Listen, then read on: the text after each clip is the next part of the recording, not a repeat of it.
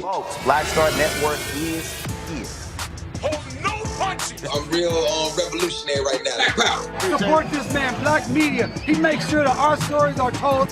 Thank you for being the voice of Black America, Roland. Stay black. I love y'all. All momentum we have now, we have to keep this going. The video looks phenomenal. See, this difference between Black Star Network and Black-owned media and something like CNN. You can't be Black-owned media and be scared. It's time to be smart. Bring your eyeballs home.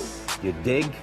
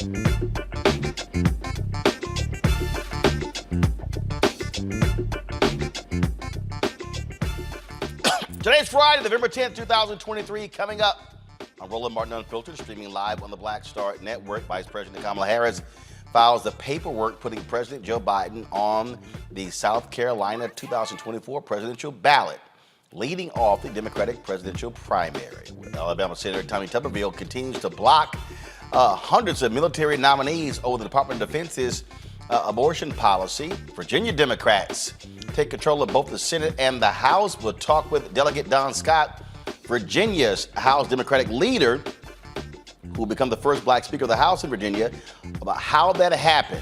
Also, actor Eriq LaSalle will join us to discuss his new book, The Laws of Annihilation. Plus, we'll talk to the sculptor who created the larger-than-life statue of Johnson Publishing Company founder John H. Johnson in his hometown in Arkansas. It is time to bring the funk.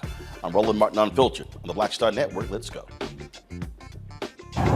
Whatever the miss, he's on it. Whatever it is, he's got the scoop, the fact, the find. And when it breaks, he's right on time and it's rolling. Best believe he's knowing. Putting it down from sports to news to politics. With entertainment just for kicks, he's rolling. It's on go, roll, y'all. It's Roland Martin, yeah. Rolling with Roland now. He's rolling.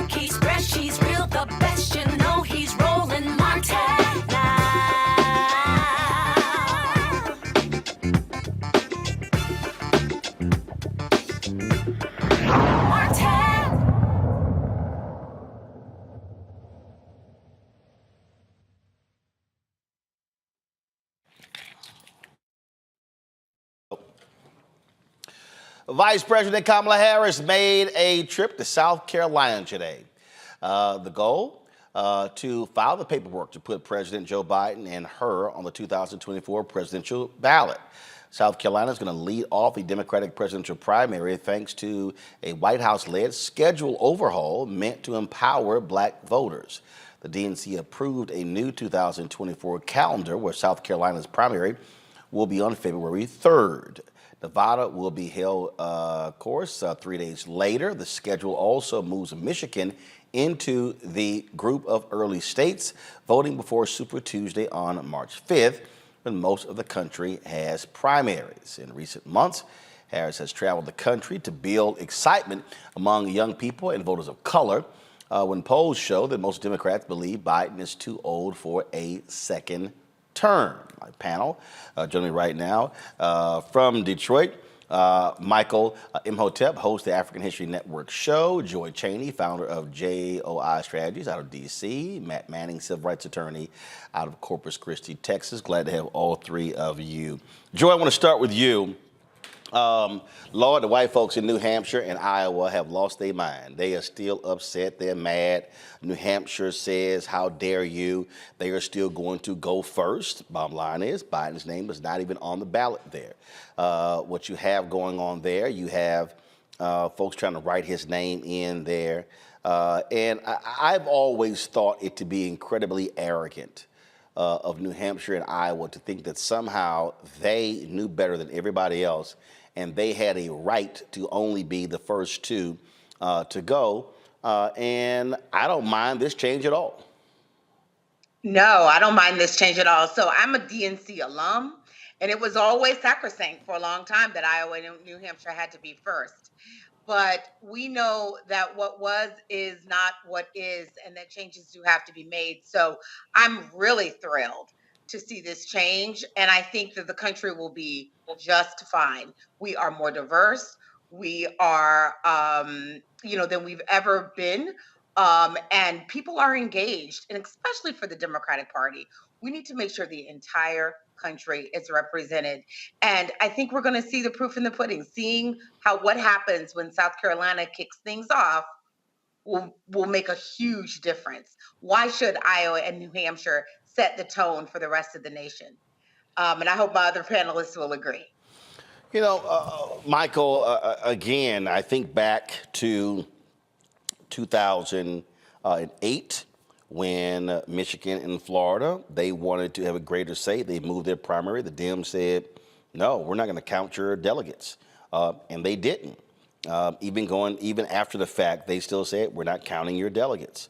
The parties control when they have these primaries. The issue for me is, and forget the fact that Biden never has done well in the first two states. I still believe that the move was good, it was necessary, and at some point, you got to put arrogant folks in their place.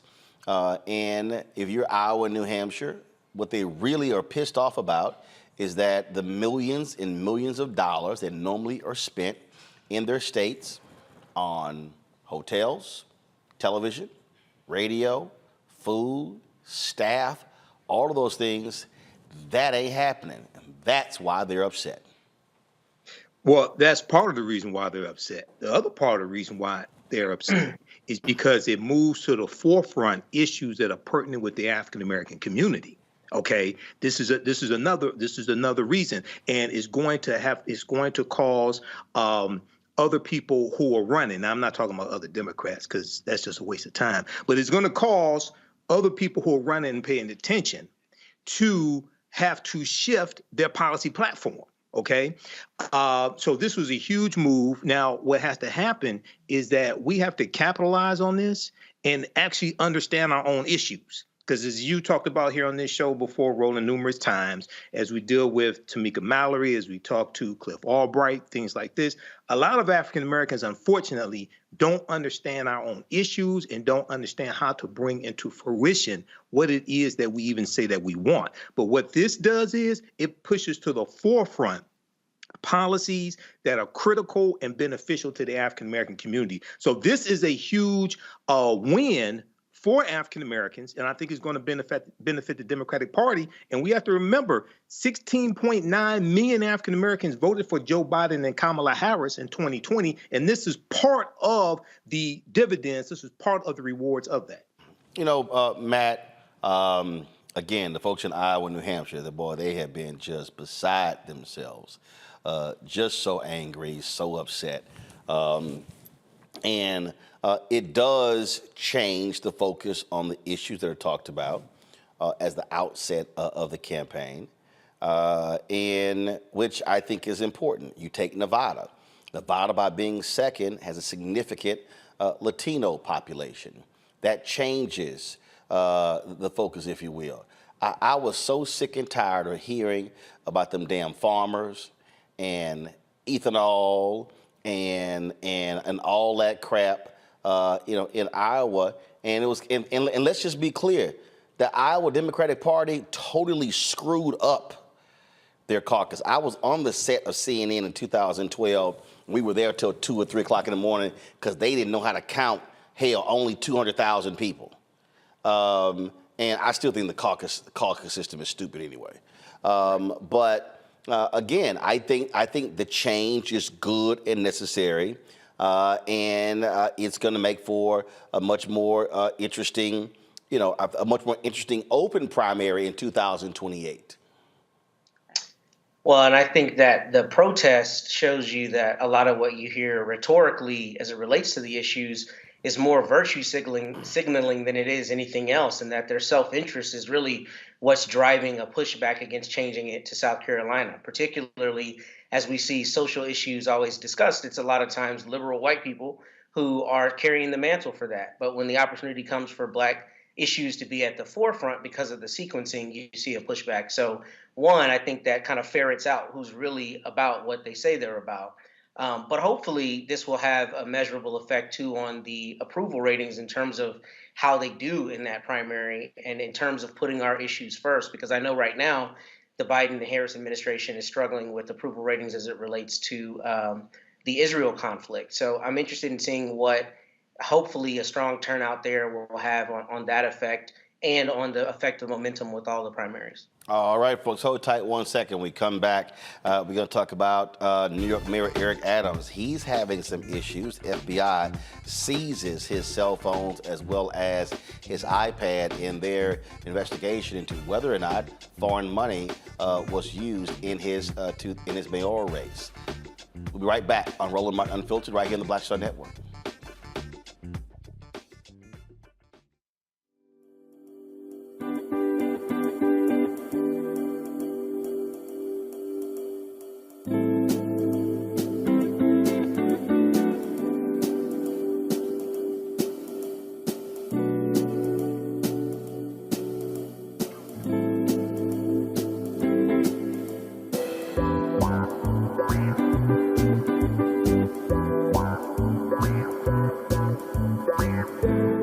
Hatred on the streets, a horrific scene, a white nationalist rally that descended into deadly violence.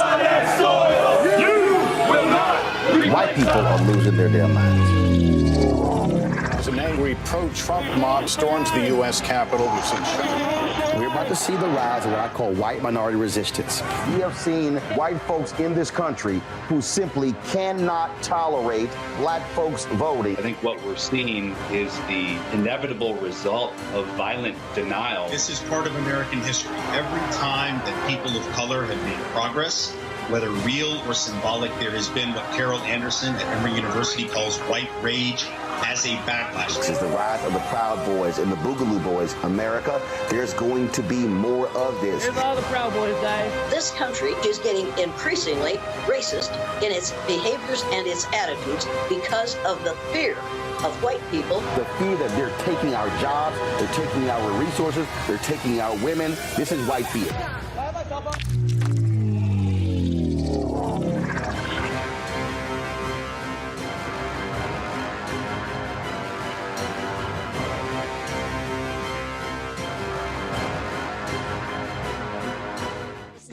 Mr. Love King of R&B, Raheem Devon. It's me, Sherry Shepard, and you know what you watch. You're watching Roland Martin, Unfiltered.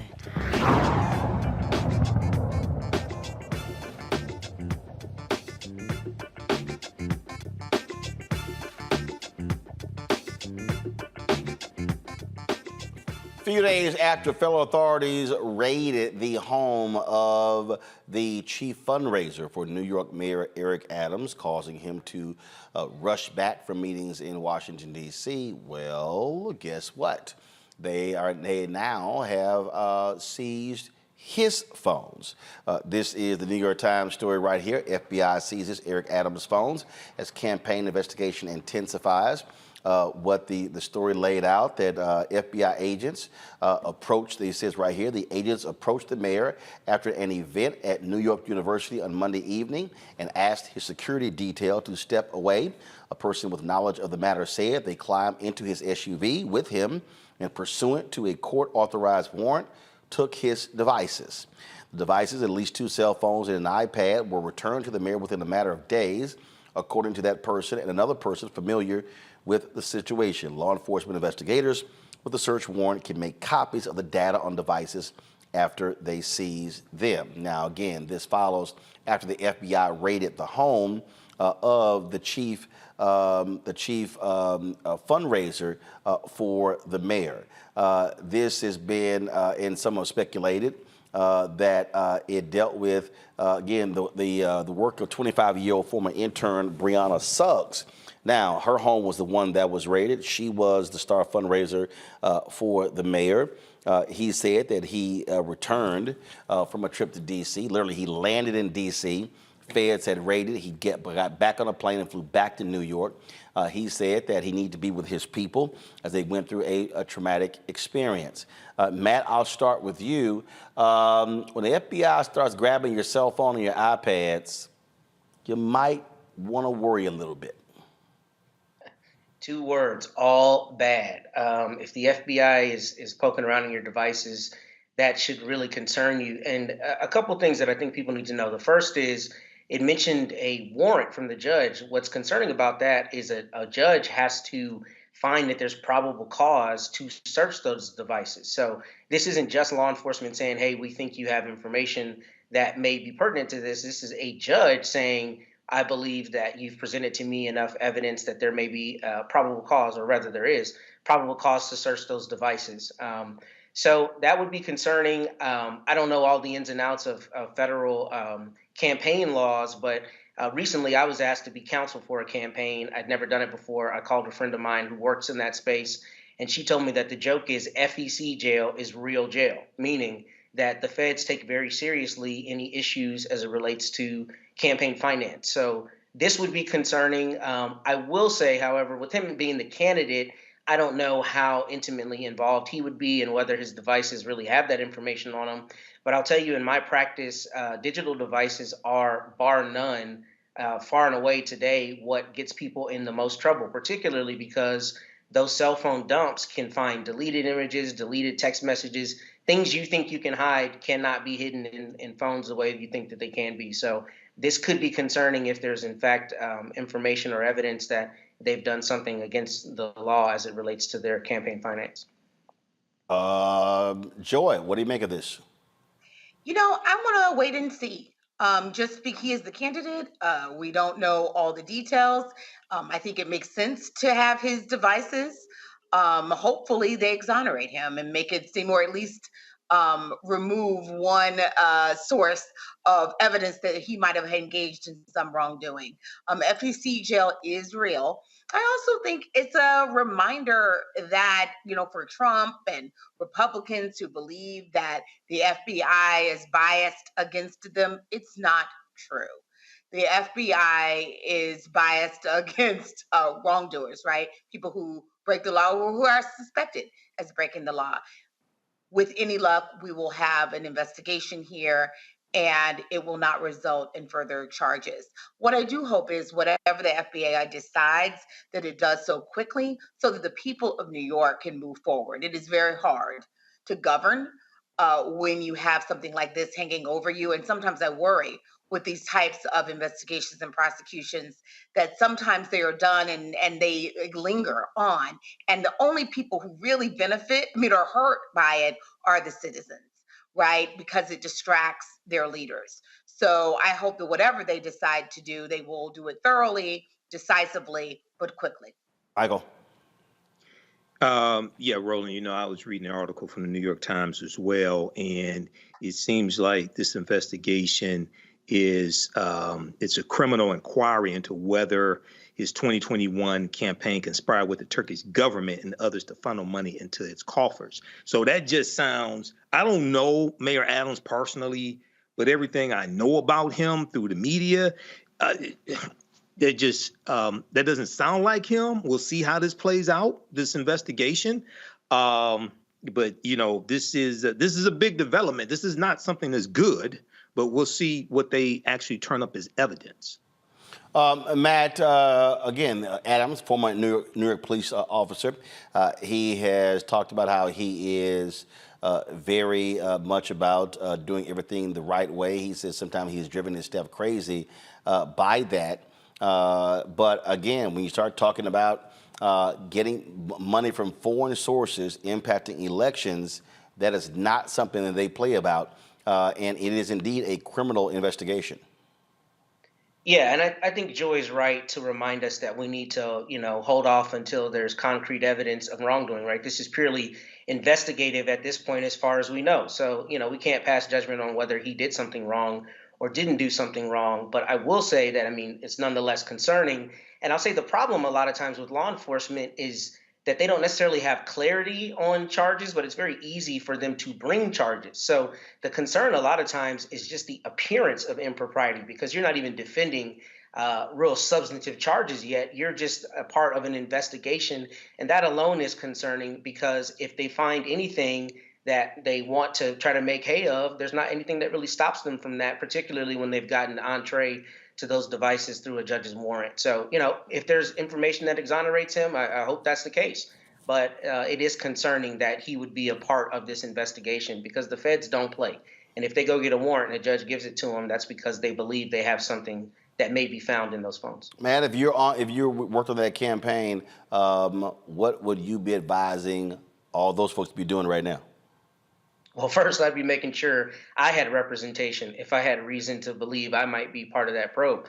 But what I would be advising them to do is not making any statements about anything. I know one of the statements he made is that he's law enforcement and he'll cooperate. And while I like that in theory, the unfortunate reality is if they're coming for you, you need to make sure you're protected. So I would be advising people not to delete evidence, not to delete any information, but also not to make any statements, and absolutely not to talk to law enforcement without counsel there, because the problem is, if you're not being Mirandized, if you're not in custody, they don't have to give you warnings. They can start asking you questions. And if you're caught off guard, you could imperil your own liberty and other people's liberty if you don't have competent counsel. So I would say shut up. Let's talk about student loan debt. One of the interesting things, I've been looking at some of these, look at a lot of people these comments, and I had somebody who hit me up saying, Biden has utterly failed us when it comes to student loans, and I said, well, that's kind of stupid. If $127 billion has been forgiven from some 3.9 people. They also announced this week a new student loan program that 5.5 million people have already enrolled in. Also, they have laid out that some of the people, what they owe is so low that they don't have to actually make annual payments. This right here to me, and look, I understand fully,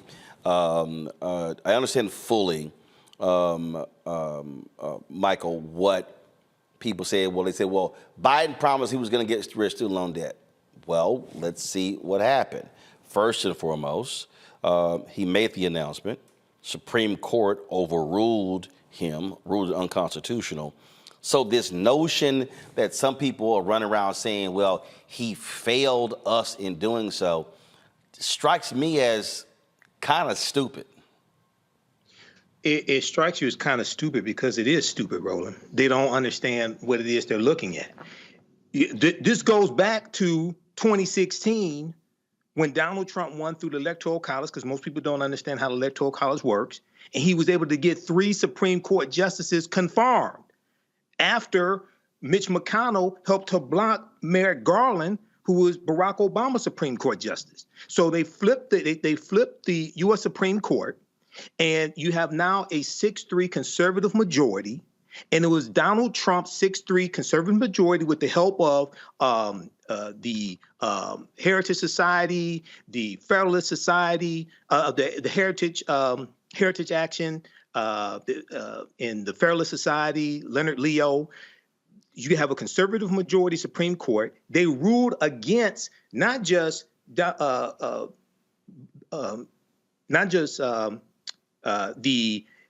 student loan executive order from President Joe Biden, but also struck down affirmative action in college admissions.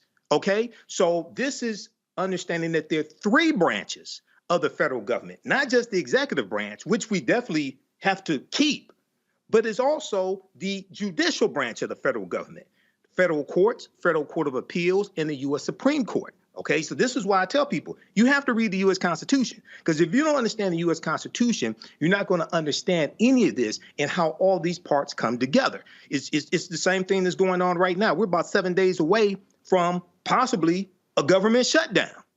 And you have people who voted for Joe Biden.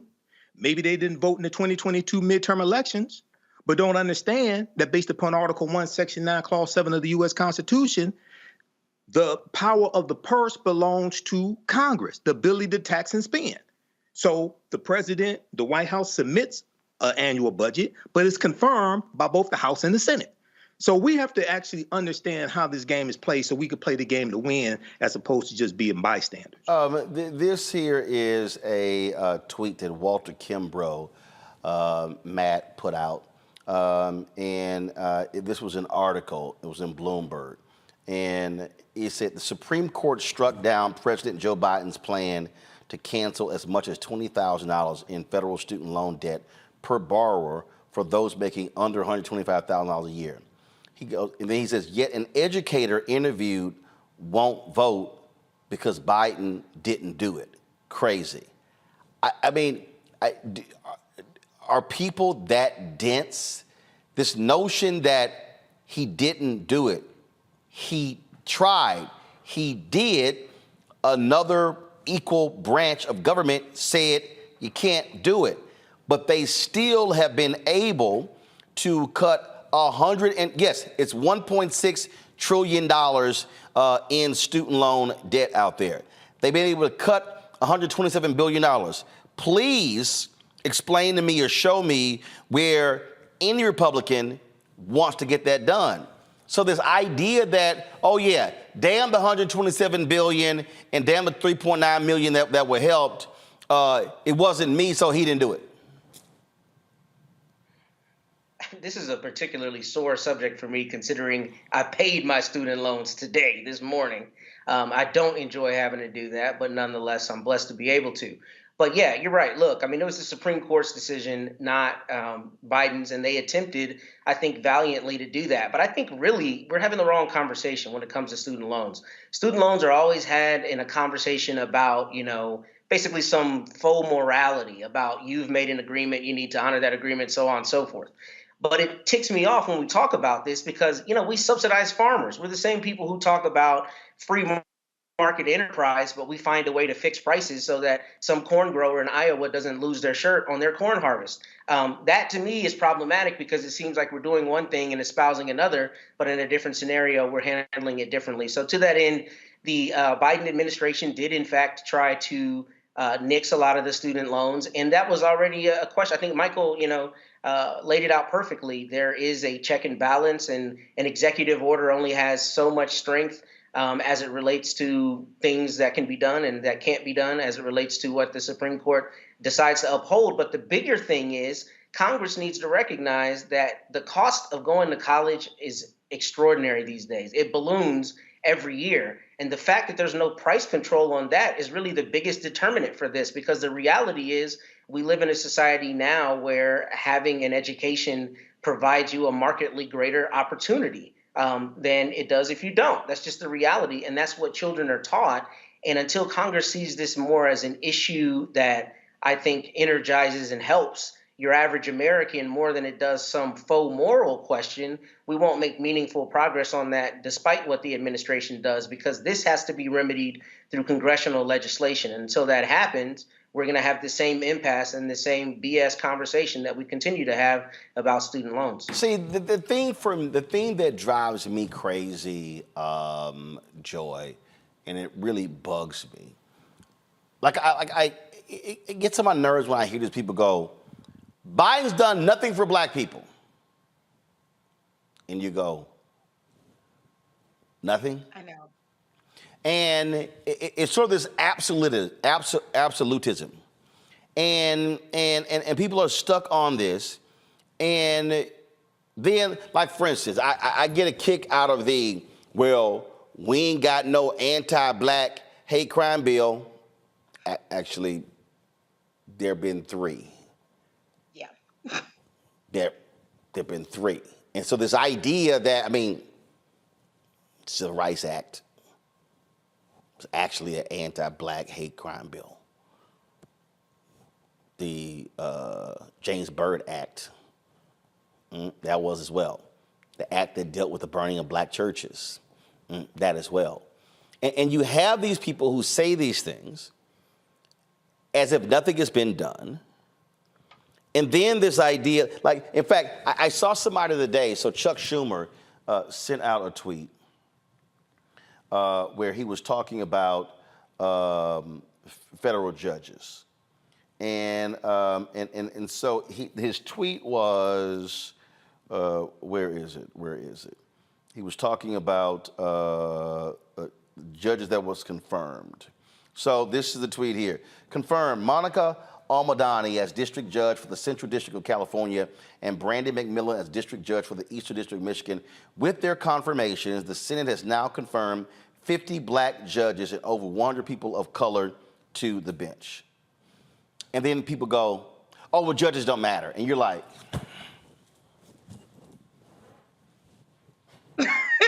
judges are everything. Judges are everything. And sometimes I get so frustrated and I want to use the S word, stupid. But what I'm going to say instead is stupid, like just brokenness. Because there is no way that you could look and see what has stood in the way of progress has been our loss of the Supreme Court. And there's no way you can say that judges don't matter. Judges are everything. To our other guests, let me echo them.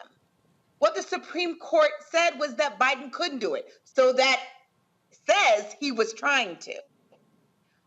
What they're saying is that Congress has the power to forgive these loans. Congress has the power to do even more long term to try to stem the growth of student loans. Yes, right? and then you can't then you can't complain about that if you don't vote. And so the Republicans take control of the House.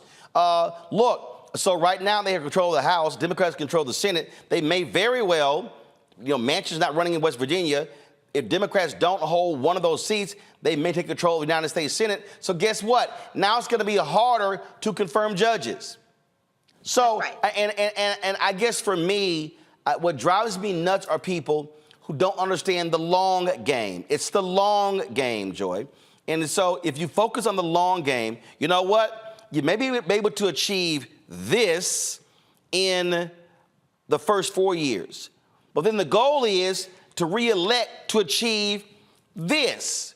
But I can guarantee you, Trump gets in, you're achieving this. Matter of fact, you're losing ground. You're losing ground. You're not just not achieving what you wanted to, you're actually losing ground. And that goes to not just student loans, that goes to reproductive health, that goes to your views about Israel and Palestine and what's happening there. If you don't like it, trust me, the Republicans don't have anything for you in terms of that. They will make it worse as they did during the Trump presidency. So it's just factually incorrect. But it's also a reminder to all of us. We have got to educate our friends and family. They need to all watch Roland, yes. But we also, around the Thanksgiving table, You cannot allow this type of ignorance, misinformation to just go unchecked. So you gotta bone up on your facts, your talking points, etc. And you have to challenge those loud voices in your family who can really suppress the vote. You have to say something to them. No, I'm sorry, I respect you, but I respectfully disagree. And here are the facts. If not, we are going to see further setbacks. And as you've noted before, look at their plans for 2025. They're trying to dismantle our democracy so that we can't fix it later. This is our chance and our moment to save our country and make it what it's not, but what it could be. Well, I just would like for people to make an attempt to actually understand Civics 101. It would be nice. It would be real nice. Coming up next, folks, we're going to talk about, speaking of what happens, again, when you execute a plan. We'll talk with Virginia House Minority Leader, Delegate Don Scott, who come January will not be the minority leader. They now control the Virginia House. How did they do so against a governor who was sure he was going to take control of the House and the Senate and be able to run the table with his MAGA policies? That is next on Roland Martin Unfiltered on the Black Star Network. Please, folks, support us in what we do. Join our Bring the Funk fan club. Your dollars make it possible for us to do what we do. And so senior checking money order to P.O. Box 57196, Washington, D.C. 20037-0196. Cash App, $RM Unfiltered. PayPal, R Martin Unfiltered. Venmo is RM Unfiltered. Zelle, Roland at RolandSMartin.com. Roland at RolandMartinUnfiltered.com. We'll be right back.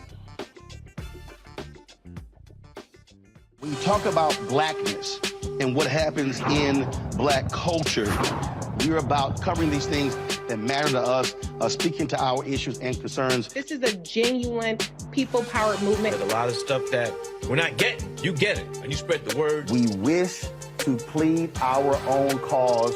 Too long have others spoken for us. We cannot tell our own story if we can't pay for it. This is about covering us. Invest in black-owned media. Your dollars matter.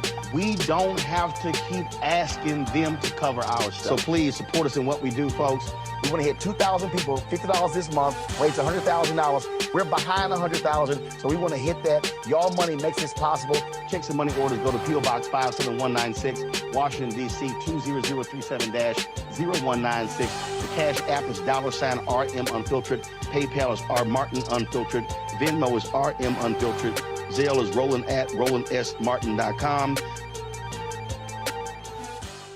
Next on the Black Table with me, Greg Carr, we welcome the Black Star Network's very own Roland Martin, who joins us to talk about his new book, White Fear, How the Browning of America is Making White Folks Lose Their Minds.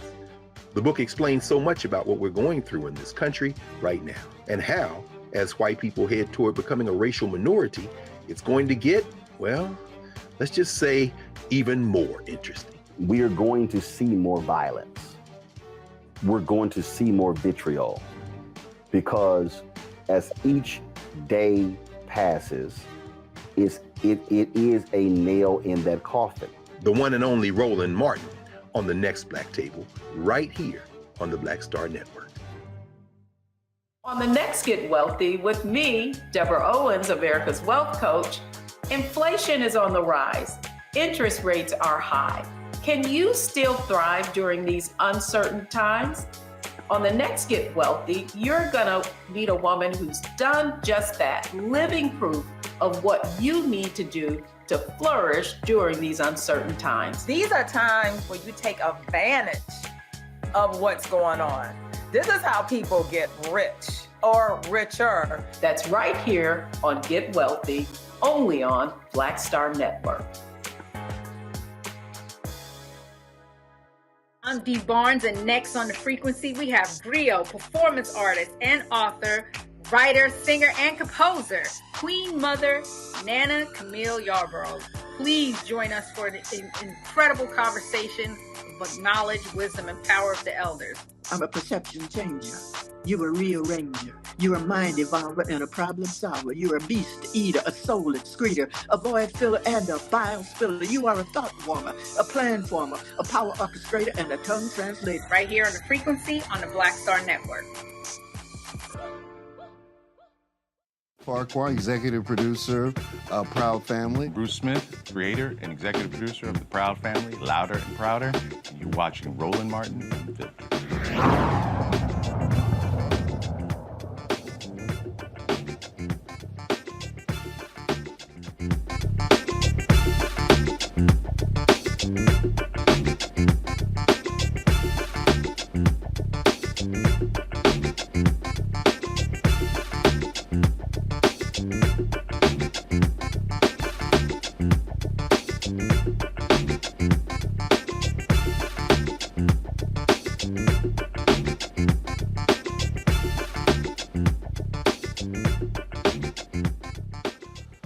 Tuesday was a huge night in Virginia. Republican Governor Glenn Youngkin, boy, he was sure that he was going to have a trifecta. He thought that he was going to be able to have Republicans control the Senate. Democrats right now control the Senate. He already had the House.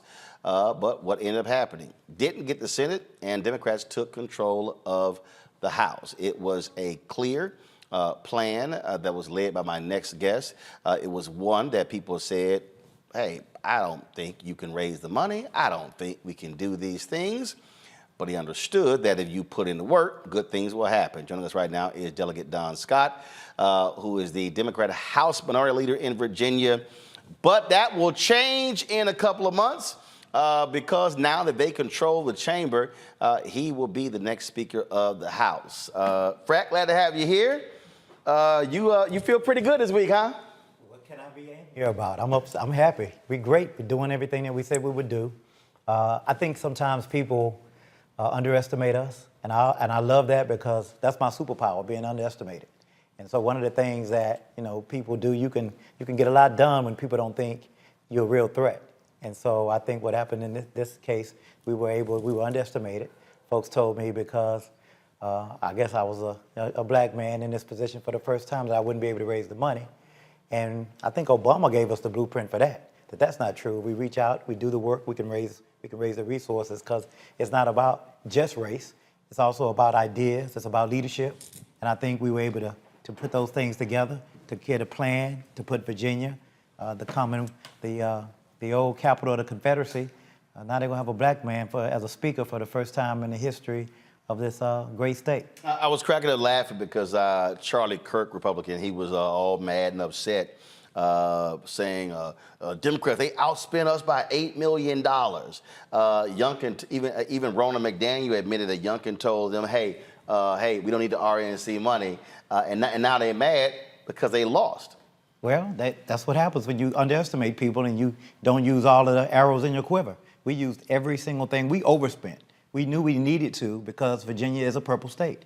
People don't realize, but in the House of Delegates where I serve, the Republicans have been in the majority for 22 of the last 24 years. Wow. So that is the cockiness that they come with, rightfully so. They've won 22 of the last 24 years. Well, the cockiness of them, but also, let's just be honest, in many cases, the complacency of Democrats in not understanding how do you turn out your base. You have to turn out your base. You have to amplify your base. You have to continue to talk to your base, educate, advocate, and it can't just be during the election cycle. So I'm committed after we do this, that next year in January, we'll be talking, we'll be having listening conversations as we continue to talk to our communities, all of our communities, not just the black community, but the entire Commonwealth, to talk to them about what we're doing.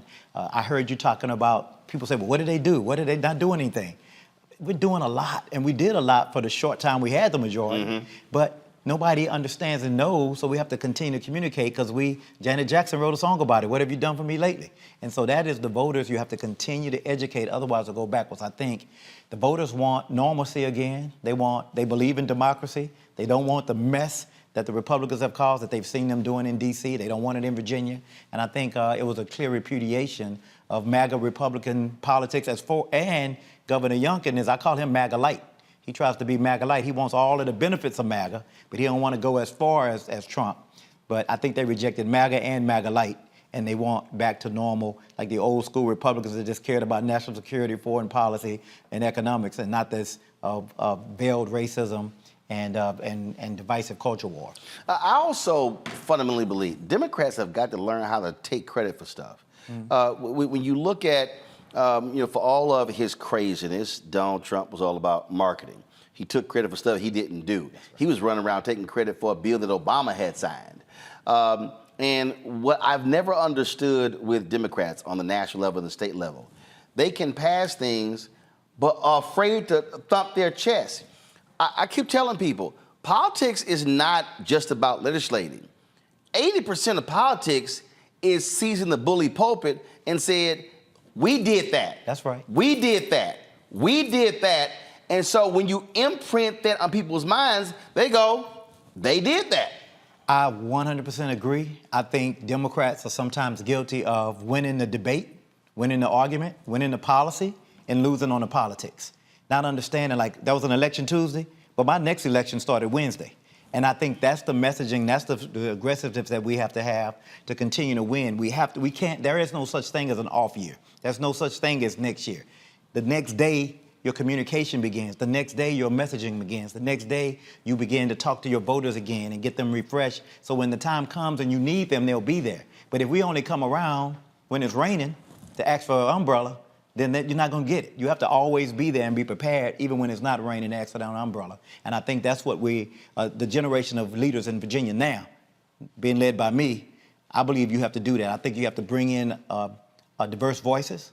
You have to bring in representation. You have to bring in a little bit of everybody, because the Democratic Party is a big tent party. We are the only party that really embodies the American dream, a multiracial, multi-ethnic, a multi-faith-based political party, including the LGBTQ community, including everybody. And I think we welcome that. And so we need to talk about that and own that and juxtapose that with what the Republicans are doing, which is mainly just talking to one small segment, one small slice of community.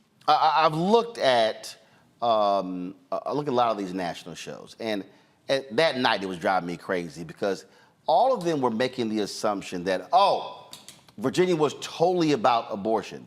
But that wasn't the only issue folks were voting on. Not at all.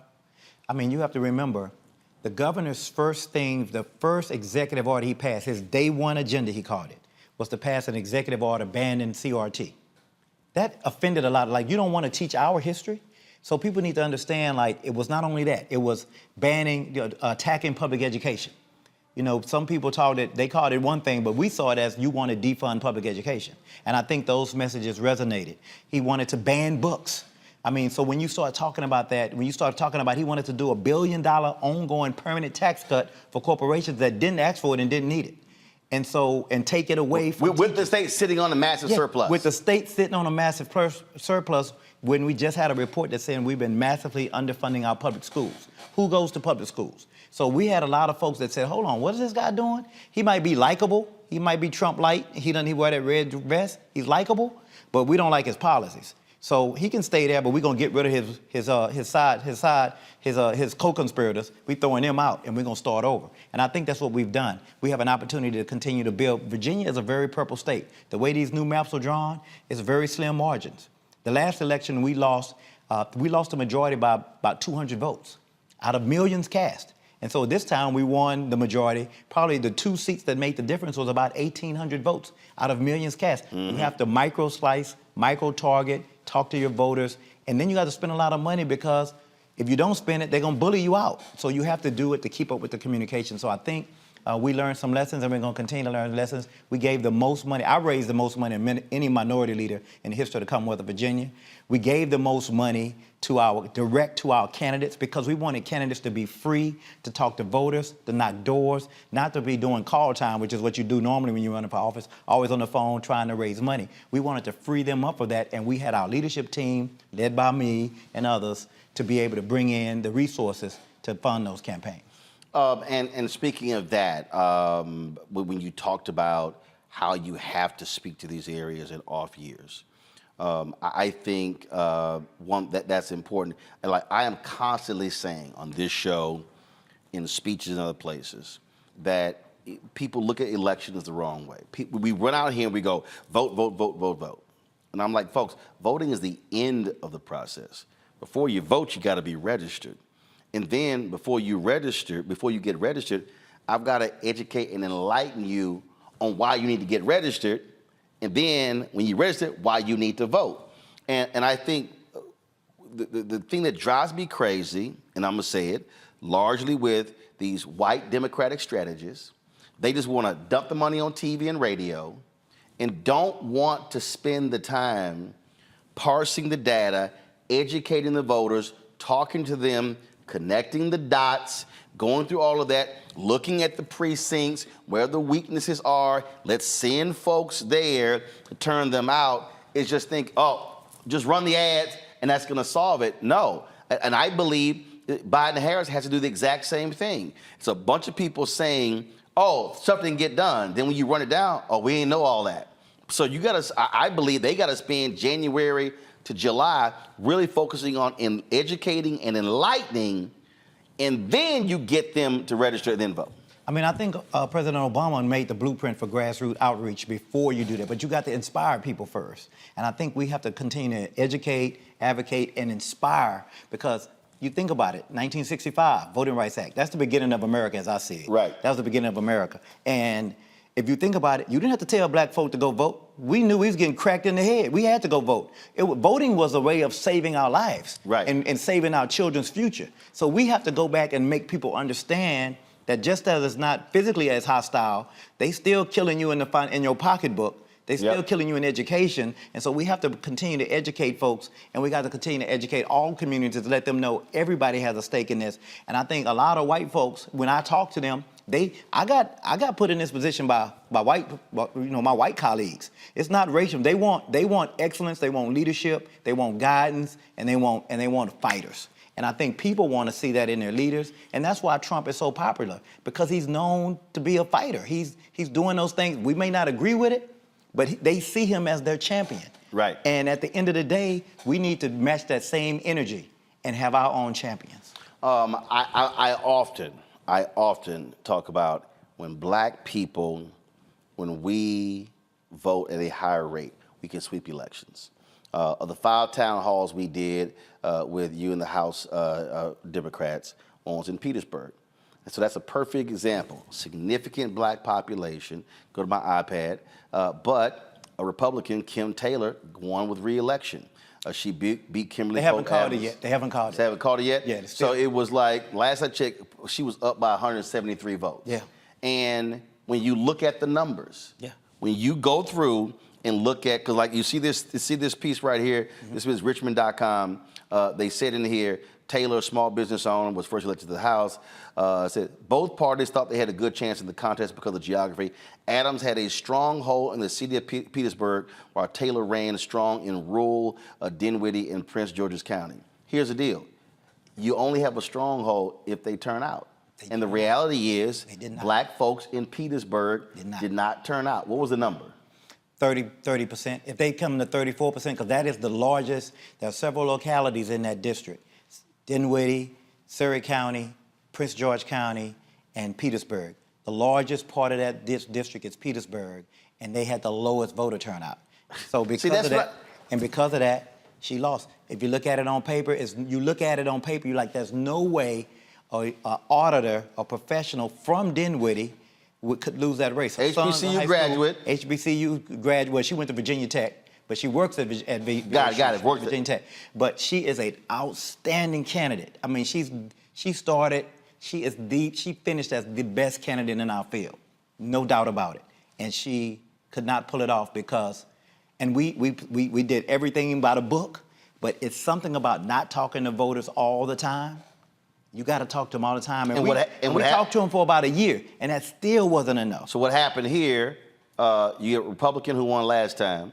Her. Okay. Rural folks turned out. They turned out. And what I keep saying, I keep saying this to black folks. You can yell, holler, and scream about them being in charge, but their people are going to vote.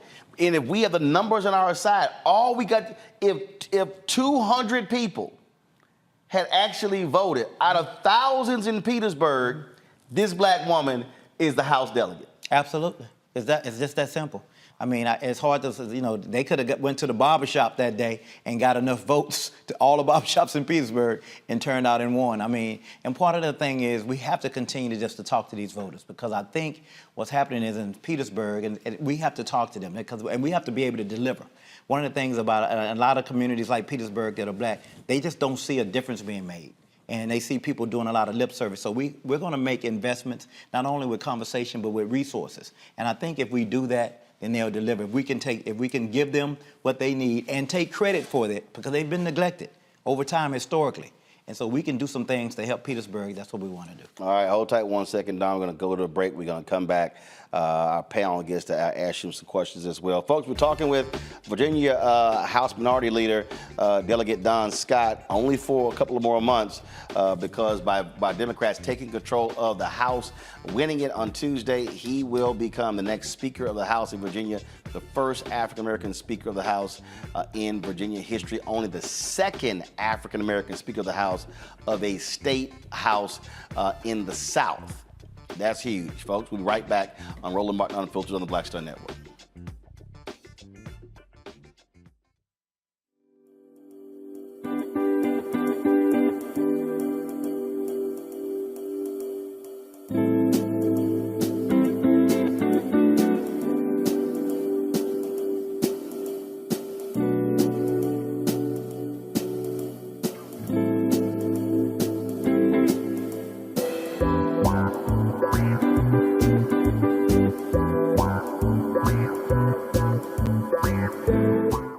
Grow your business or career with Grow with Google's wide range of online courses, digital training, and tools. Gain in-demand job skills with flexible online training programs designed to put you on the fast track to jobs in high-growth fields. No experience is necessary. Learn at your own pace. Complete the online certificate program on your own terms. Stand out to employers, get on a path to in-demand jobs, and connect with top employers who are currently hiring. Take one professional career certificate program or all 6. Earn a Google Career Certificate to prepare for a job in a high-growth field like data analytics, project management, UX design, cybersecurity, and more. All professional career certificate programs must be completed by December 31st, 2024. Scan the QR code to complete the application. There are 1,000 scholarships available. Grow with Google and J. Hood and Associates. Be job ready and qualify for in-demand jobs. Hi, I'm Dr. Jackie Hood Martin, and I have a question for you. Ever feel as if your life is teetering and the weight and pressure of the world is consistently on your shoulders? Well, let me tell you, living a balanced life isn't easy. Join me each Tuesday on Black Star Network for A Balanced Life with Dr. Jackie. We'll laugh together, cry together, pull ourselves together, and cheer each other on. So join me for new shows each Tuesday on Black Star Network, A Balanced Life with Dr. Jackie.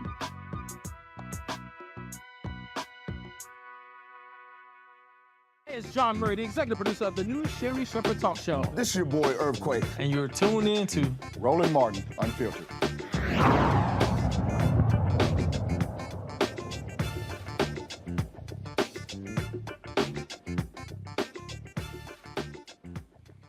All right, folks, welcome back to Roland Martin Unfiltered here on the Black Star Network. We're chatting with Virginia House Delegate Don Scott. He is the Democrats' minority leader. For now, after their success on Tuesday, taking control of the House, he is going to become the Speaker of the House when the new legislature it convenes in January. Questions from our panel. I'll start with you first, Joy. Speaker-elect Scott, we need you in D.C. I don't want to know all of your private conversations, but I hope you are talking to the DNC, the DSCC, the DCCC, and the White House. Now, let me ask you a question. You've talked about your Get Out the Vote campaign, but not just that, really starting from the beginning. If you are a candidate running for office, what do you need to be doing today? Give them a concrete example. The first thing you have to do, I believe, is you have to have, I think a lot of people run for office because some people in local communities, they just want the title, unfortunately. We need people to come in who have a heart for service. You have to love this, and the empathy has to be there to be a great servant. From that, then you're going to do the community work. You're going to do the outreach. In whatever community, black, white, Latino, doesn't matter. You're going to do the outreach to your community to make sure they know who you are, know where you stand. You're going to educate yourself on the issues. I can tell you, this is a true story. I've had people get elected and didn't know they had to live in Richmond for a couple of months while they were serving. They thought they could go home every day. I mean, they thought they didn't even have to come to Richmond. They could serve from home. No joke. And so I think you need to know what you're getting into, understand the job. The first thing that I did when I got elected, I've only been elected, I'll finish my 4th year in service, and I'll begin my 3rd term in January. And I used to look on YouTube. I used to do all of the, look at the arguments, look at the debates, look at the format, because I like to be right. And so I know a lot of people come into this not understanding what they're getting themselves into, don't understand the time sacrifice. You have to know you're going to make a lot of sacrifice from your time and your family. You have to have your family support. I don't know what you believe in, your higher power, but you got to have some faith in God and some spiritual. That's what I think that sustains you, because it allows you to face adversity. I've been blessed to be able to face adversity. Some people have never faced adversity, so when something comes along, they pushed over and they can't survive. I think when you're in politics, you have to have a thick skin. They're going to call you everything but a child of God. Just be ready for it. And those are some of the first tips that I would tell people. Don't get into this if you're going to be a shrinking violet, because it's difficult, because you're going to have to stand up for yourself, because you have to stand up for the folks that put you in this position. Michael. Amen. Michael. Okay, yeah, all right, Delegate Don Scott. Congratulations on this. I was watching returns on Tuesday night. You started talking about some of the key issues that resonated with African Americans, book bans and suppressing the teaching of African American history, things like this. But I wanted to drill down more on that. What role did African Americans play in delivering the the state House of Representatives to Democrats? And like, what was the percentage turnout, or any information you could provide on that? And more specifically, how did you message to African Americans to get them to turn out and vote? You know, this governor made it really easy to message. I'm gonna start with that, because that's how bad he was and how incompetent he was. One of the things that he did at the very end was that he purged voters from the rolls and didn't know. Originally, he said it was 270 voters that had been purged, and then a couple of weeks later, they said it was over 3,000 people that had been purged. Now, I just told y'all the numbers of how close these elections were. We won the majority in 2 races by about 1,800 votes. If you purge 3,000 voters in the right place, you can throw a whole election in Virginia. And so I think voters repelled against that. They rebelled against that. It really angered some people that they were trying to steal this sacred franchise. And I think that was one of the things that turned out black voters and voters generally. I think a lot of times people think black people want something different than white people. We all want the same things. You know, Maslow's theory, you know, safety, security, food, shelter. Then you can start, you know, trying to self-actualize. But we all share those same things. We want to be safe in our communities just like just like white people. We all have basic same human dignity needs. And so the difference is sometimes we speak a different language and culture. And the difference is we start from different places sometimes. The governor took out the word equity. We created a statute that said you're going to create a diversity, equity, and inclusion officer. He said we don't need equity. We just call it a diversity, opportunity, and inclusion. And so he didn't fill the mandate of the statute. He never filled the position. He put in a guy to fill this fake position, a black guy who had worked at Chick-fil-A the year before. He literally had been a manager at Chick-fil-A. And he made it really easy to communicate to black people about how incompetent he was and how much he did not really care about their issues. When you talk about what black voters and what black delegates did to get us the majority, the 51st vote for me, the race that they called last, was a black man named Michael Fagans. He's a retired Master Sergeant, my frat brother as well, retired Master Sergeant in Virginia Beach. He became the 51st voter.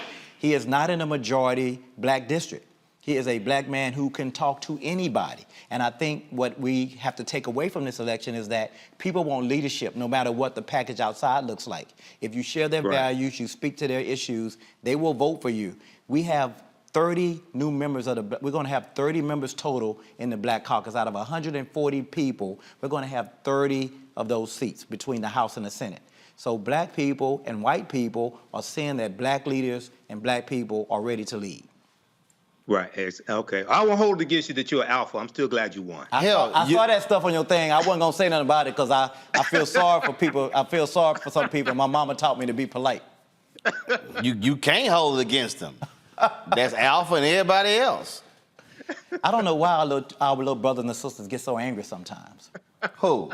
Our little brothers from the other organization. Nah, I call my children. Yeah, I don't want to do them that bad. I do. I call them children. I tell them, who's your daddy? Matt, your question. Well, first, let me say we need you in Texas, not in D.C., brothers. So congratulations. Well, he's actually from Houston. He went to an inferior high school called Sterling. Oh, boy. It ain't Stop Jack. You know it ain't Jack Yates. Stop it, boy. You know, y'all ain't won nothing. We won some things. Where's Zena Garrison from? Y'all ain't won nothing. Where Clyde Drexler from? That's 2. Okay, I can keep going. Where Debbie Allen from? Okay. Where Felicia Rashad from? They sisters. You can't count them. They ain't have no choice. Boy, don't even start. Don't even start. Go ahead, Matt. Well, here's the question. Where did Debbie Allen and Felicia Rashad go to school? That's the real question. Jack Yates High School. He talking about Howard. Howard University. Yeah, but if they don't do it right at Yates, they not doing well at Howard. Nice try. Nice try. Now go and ask your little question. As usual, I'm focused on the facts and the questions here. If you would, Brother Scott, what is your legislative agenda going forward? Because I know Youngkin is out, I guess, next year. You've got a majority in both, so whatever you send to his desk, you can basically veto his veto. So I'm interested in what you're expecting the primary issues to be for the legislative agenda, and specifically if you think there will be any constitutional amendments on issues that we're seeing in the national zeitgeist, things like qualified immunity, CRT, abortion, anything else that might be looking at constitutionally amending those issues. Thank you very much. Yeah, you can expect, I'm going to start with that at the beginning. You can expect to see a constitutional amendment to make sure that we protect women's reproductive health care. That will happen. You will see a constitutional amendment for automatic restoration of rights. I don't know if you know, but in Virginia, it's one of the only states, I think Kentucky may do it, but Virginia permanently disenfranchises folks who have a felony conviction. And the governor has been very, very slow in restoring rights. He changed the entire process and made it much more difficult and created many more barriers to prevent people from having their rights restored. So you're going to see a constitutional amendment for automatic restoration of rights. We don't believe the governor should have the ability to keep people from being restored to their full American citizenship and being able to be made whole in their communities, especially if they're paying taxes and contributing to the community. And so this governor has taken us backwards on that particular issue, and we're going to try to go forward. I don't know if you know, but Virginia is one of the states that put the ban on gay marriage in the Constitution. So if the Supreme Court were to overturn gay marriage, it would be immediately illegal in Virginia. So we want to introduce a constitutional amendment to take that out. And so those are 3 of the top priorities that I can think of as far as constitutional amendments. But as far as the policy prescriptions that we have for Virginia, we want to make sure that, because we're so close, we're 51-49 in the House, and in the Senate we have a majority, Democratic majority of 21-19. And so at the end of the day, and we have a Republican governor. So we're going to have to make some compromises to get some things done. And I think that's what the voters said. The voters said we're going to reject this mess that looks like chaos that the Republicans are doing, and we want the adults in the room to sit down and talk again. And I think if you take away the extremes of the MAGA Republicans, we'll be able to come to some agreements on funding public education. That's a priority. Making sure we have great economic development with equity and fairness for everybody, giving everybody economic opportunity. I think we can agree that AK-47s probably shouldn't be on our streets. We can agree on that. I think we can agree that we should be strengthening our red flag laws so that people with mental health issues could have access and have those guns removed. One of the things that we saw last session was every single Republican in the House of Delegates voted to repeal red flag laws that allow folks to take a firearm away from people who are in a mental health crisis. Who does that? And so I think common sense has to prevail. I think Democrats are on the right side of these issues.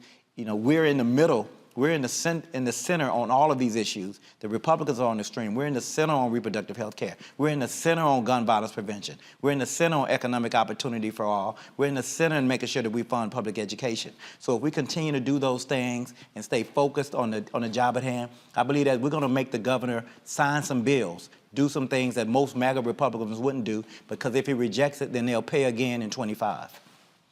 Last question I have for you. You obviously see poll numbers, national. Coming on the heels of this week, what advice do you have for the Biden-Harris campaign when it comes to really trying to speak to the needs of the voters in order to win the re-election? I think they're gonna have to get rid of the window dressing. I think we do a lot of window dressing, and you're gonna have to drill down and really start talking to voters about the things, everyday kitchen table issues.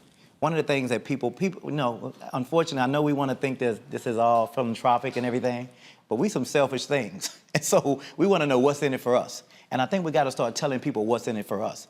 I think the theme that the president is talking about saving democracy, I think that's real. I think there are a lot of people who are afraid that if Trump comes back, not only is he going to make it worse, he's even said it already, he's going to get some payback. Yeah, he said, I'm going to use the IRS, the DOJ against my enemies. He has said, I believe we should suspend the Constitution. I heard somebody talking about the Constitution earlier.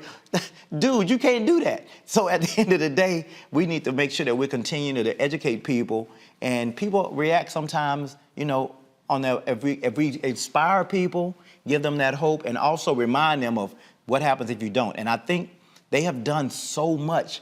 The CHIPS Act, the Infrastructure Act, they've created so many manufacturing jobs and new manufacturing. They have to have a very, very sustained, because some people just don't want to hear it. Right. And it's amazing, but you got to keep, I hated myself. I stayed on message so much. I had my team and my members who were running.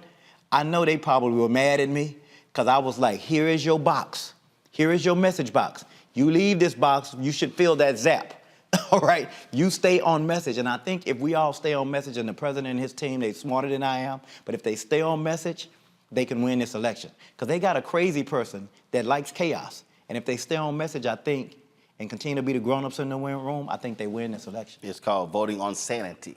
That's all it is. That's what it is. That's all it is. It's easy. All right, Delegate Don Scott, we appreciate it.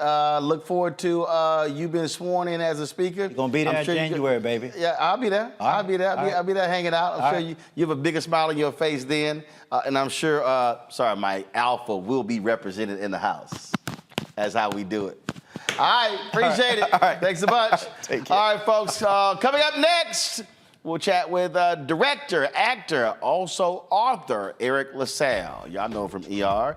Well, he's got a new book out, so we'll chat about what he's doing with his literary talents. You're watching Roland Martin Unfiltered right here on the Black Star Network. Don't forget, you can watch our 24-hour streaming channel on Amazon News. Just simply go to Amazon News and go to Amazon Fire. Check out Amazon News. You can tell Alexa to play news from the Black Star Network.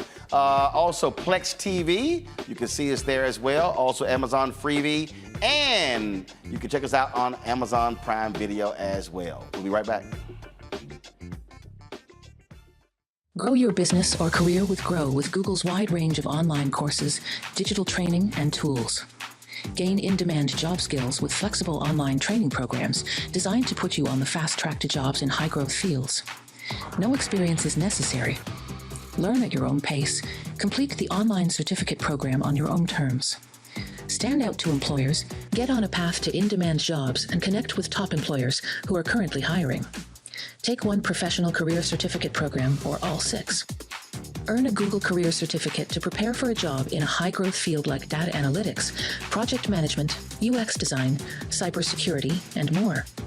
All professional career certificate programs must be completed by December 31st, 2024. Scan the QR code to complete the application. There are 1,000 scholarships available. Grow with Google and J. Hood and Associates. Be job ready and qualify for in-demand jobs. Hi, Hi, I'm Dr. Jackie Hood Martin, and I have a question for you. Ever feel as if your life is teetering and the weight and pressure of the world is consistently on your shoulders? Well, let me tell you, living a balanced life isn't easy. Join me each Tuesday on Black Star Network for a Balanced Life with Dr. Jackie. We'll laugh together, cry together, pull ourselves together, and cheer each other on. So join me for new shows each Tuesday on Black Star Network, A Balanced Life with Dr. Jackie.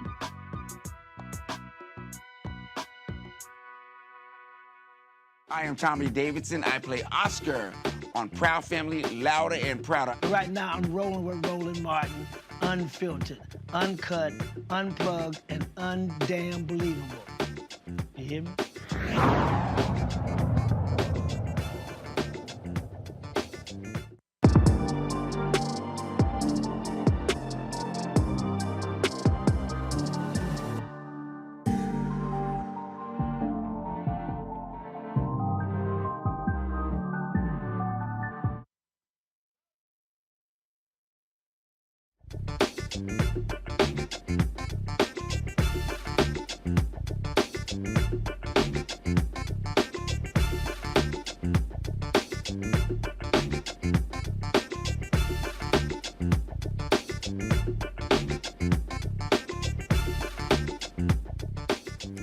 My next guest, you remember him, folks, hit series ER. That's right. He was on their course, also from Coming to America. These days, he stays busy being a director, executive producer. But did you know that Eriq LaSalle is also an author? His newest book is called The Laws of Annihilation. It was just released, and he joins us now from Los Angeles. Eriq, what's happening, man? What's up, Roland? How you doing, brother? Man, good to see you. Good to chat with you. First of all, it was a few years ago. You and I were texting back and forth, and you were self-publishing, and you were really just starting into it. So, how many books are you into now? This is the third book in the series. Got it. And I'm working on. I just finished up the fourth one. I'm working on the fifth one now. So I just want to, keep doing it. It took a long time, I was, trying to get published, couldn't get a publisher for several years, and then finally got a good publisher, and they republished the ones that were self-published. This one has never been published. This is a brand new book.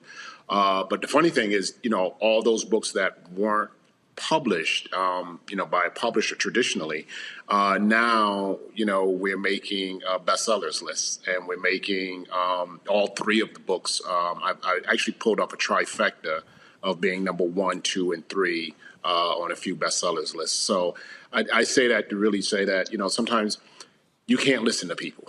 What I mean? Yeah. People are, when people are trying to tell you, no, there's no value. And particularly the interesting thing is the first two books weren't changed. They were still, right. It's pretty the same thing that was rejected. And now, you're, making bestsellers lists. So, the message, man, is just when you believe in something, just keep it. Because I remember we were talking, because I've self-published 5 books, and my whole deal always was, and I remember meeting with a book publisher. This probably was about 2009, 2010. It was so funny, and they asked to meet with me, and I threw out 4 or 5 different things, and they were like, well, no. And probably by the 4th no, I said, whoa. I said, let me help y'all out. I don't need y'all to do any of these. Right. I said, let me be perfectly clear. I said, these books are going to get published. Right. I don't need you to do it. I said, now, you're talking to me as the author. I can take my hat off and then put the CEO hat on, and we can start talking about paperweight and matte, hardcover, glossy. I started breaking down. I said, let me be real clear, because I was CNN, I was TV One, I was Time Jones. I said, I don't need y'all for media. And the reason that was important, because so many people, I hear these people say, oh, I got rejected 30 times. But we're now living in a world where that whole infrastructure that is so critically important, you don't actually need. The key is get your work out there and work it and put it in the hands of people, and they like it, they'll consume it. Well, look, technology has liberated us in a lot of ways. Yes, sir. I mean, let's think about it. You can now make, I started off when I became a director, started off, shooting short films. You have to go and rent all this equipment. I mean, that was years ago. I mean, I've been directing for 20 years. In that time, you can make a movie on an iPhone now. Like, Matthew Cherry did a movie on the iPhone 6. Steven Soderbergh has done several movies on the iPhone 7. Hell, we ain't talking about the iPhone 15, but it's all about do it. Stop waiting for somebody to give you permission. Exactly. And that's the thing that, there are options. I was determined, like you, I wasn't going to let and I got 30, 40 rejections. You know what I mean? I mean, dude, I was getting multiple rejections from the same publishing house because let's try this person, let's try this. Oh, we know this one in it, and then I brought the second book. So, but the point is, like you, I was determined that this was going to get out there. So I self-published. What that did was that started generating interest because we did well as a self-published book. Got really good reviews. So it unfortunately, we had to validate, we needed validation. And a lot of times, it's easier for some people, but this was just a part of the journey. So I don't complain about it. I just roll up my sleeves. I do it. And this is also something really important, when we talk to and try to message to young people is double down on the effort. You know what I mean? Like you have the choice to take that rejection and let it die right there. Like, that's it. That's I'm not going to do anything. Or you can use that rejection to be inspired and go, I'm going to you know what I did? When I got rejected, I wrote the second, I was like, I'm going to write again. And then I'm going to write again. And one of these is going to break. And so now the cool thing is, now with the Laws of Annihilation coming out, like I said, all the books are selling. So I knew there was this franchise. And so people read the first book, now they want to read the second and third, or people read the third book, now they're going back saying, I got to check out the first two books. So that's really important. And I think when we're trying to create, I started writing for self-empowerment.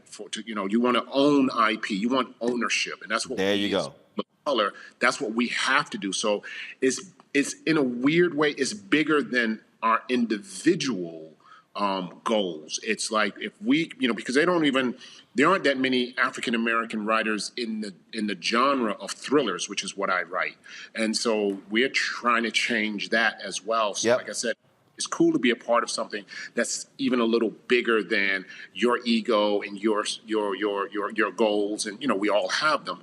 But I also like being a part of showing, hey, this is how we're going to do it. We're going to empower ourselves even more. Great business sense, great structure to create the success because I created these books to wanted to make a successful literary franchise that then turns into a successful film, streaming television. There you go. Franchise. So that's ownership, and then it becomes that's the power. We're not going and begging people, hey, come look at this script, look at this. We're not doing it the traditional way. We're doing it another way. It's interesting because I know somebody's watching, going, whoa, hold up. How can you be Eriq LaSalle, a prominent actor on a hit show, and they tell you no? Well, guess what? Same thing happened with Hill Harper when he did his book, and they were sitting here, and he was literally told, oh, black men don't read. And he was kind of like, yeah, they do. And that ended up turning into, a trilogy of books. And but it also comes down to motive in terms of what it is that you want. And so like for me, so my book out now called White Fear. The only reason I did that with the publisher is because I met the sister. I met a woman at Emmett Smith's golf tournament who was a literary agent.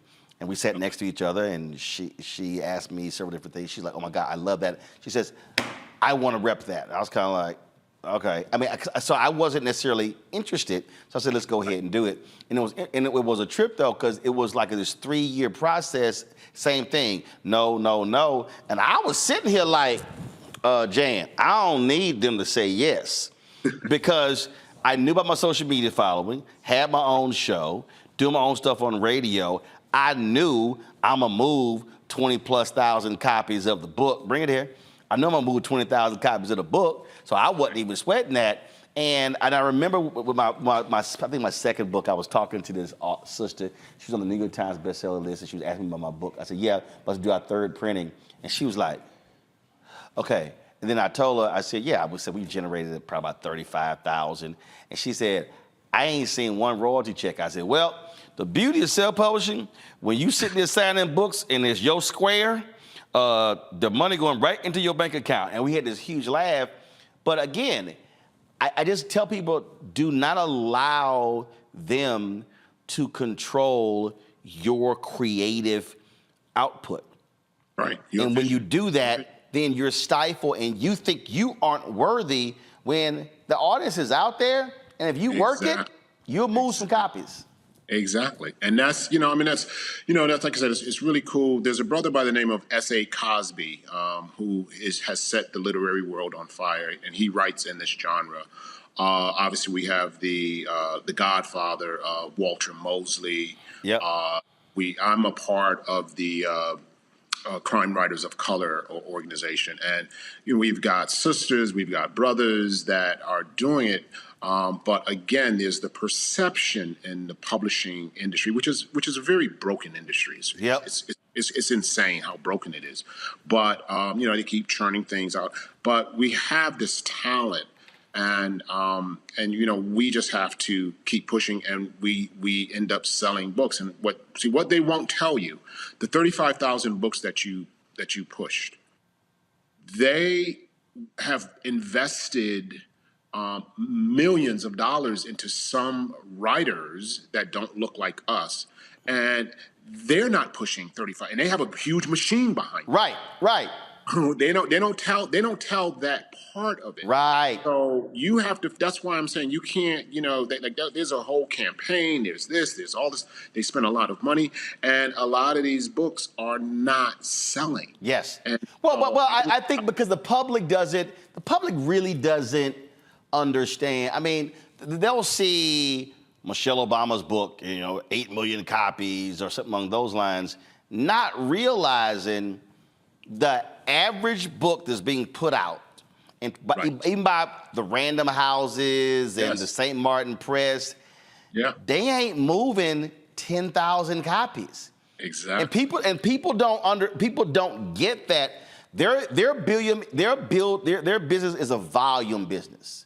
We're gonna put out 200 books or whatever the number is. It's a volume thing, and I think that's where people get so frustrated, and they just don't understand that process. Victoria Rao, when her book came out, was so interesting, Eriq.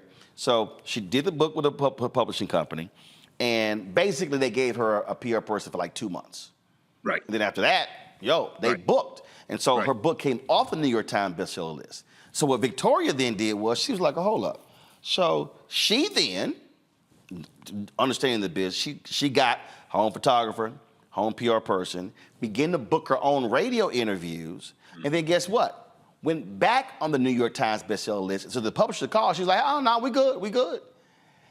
Because and then what that meant was she was creating her own database of media outlets. So for her next book, she's like, I'm not waiting on y'all. And so this is where I'm always trying to explain to people, understand the business of the business and don't get enamored with the show in show business. Exactly. Yeah. And that's why we're so easily shut down, because we don't know and they mislead. And so I love first of all, I love writing. I mean, I'm a storyteller, so I have the passion for that. But you're absolutely right.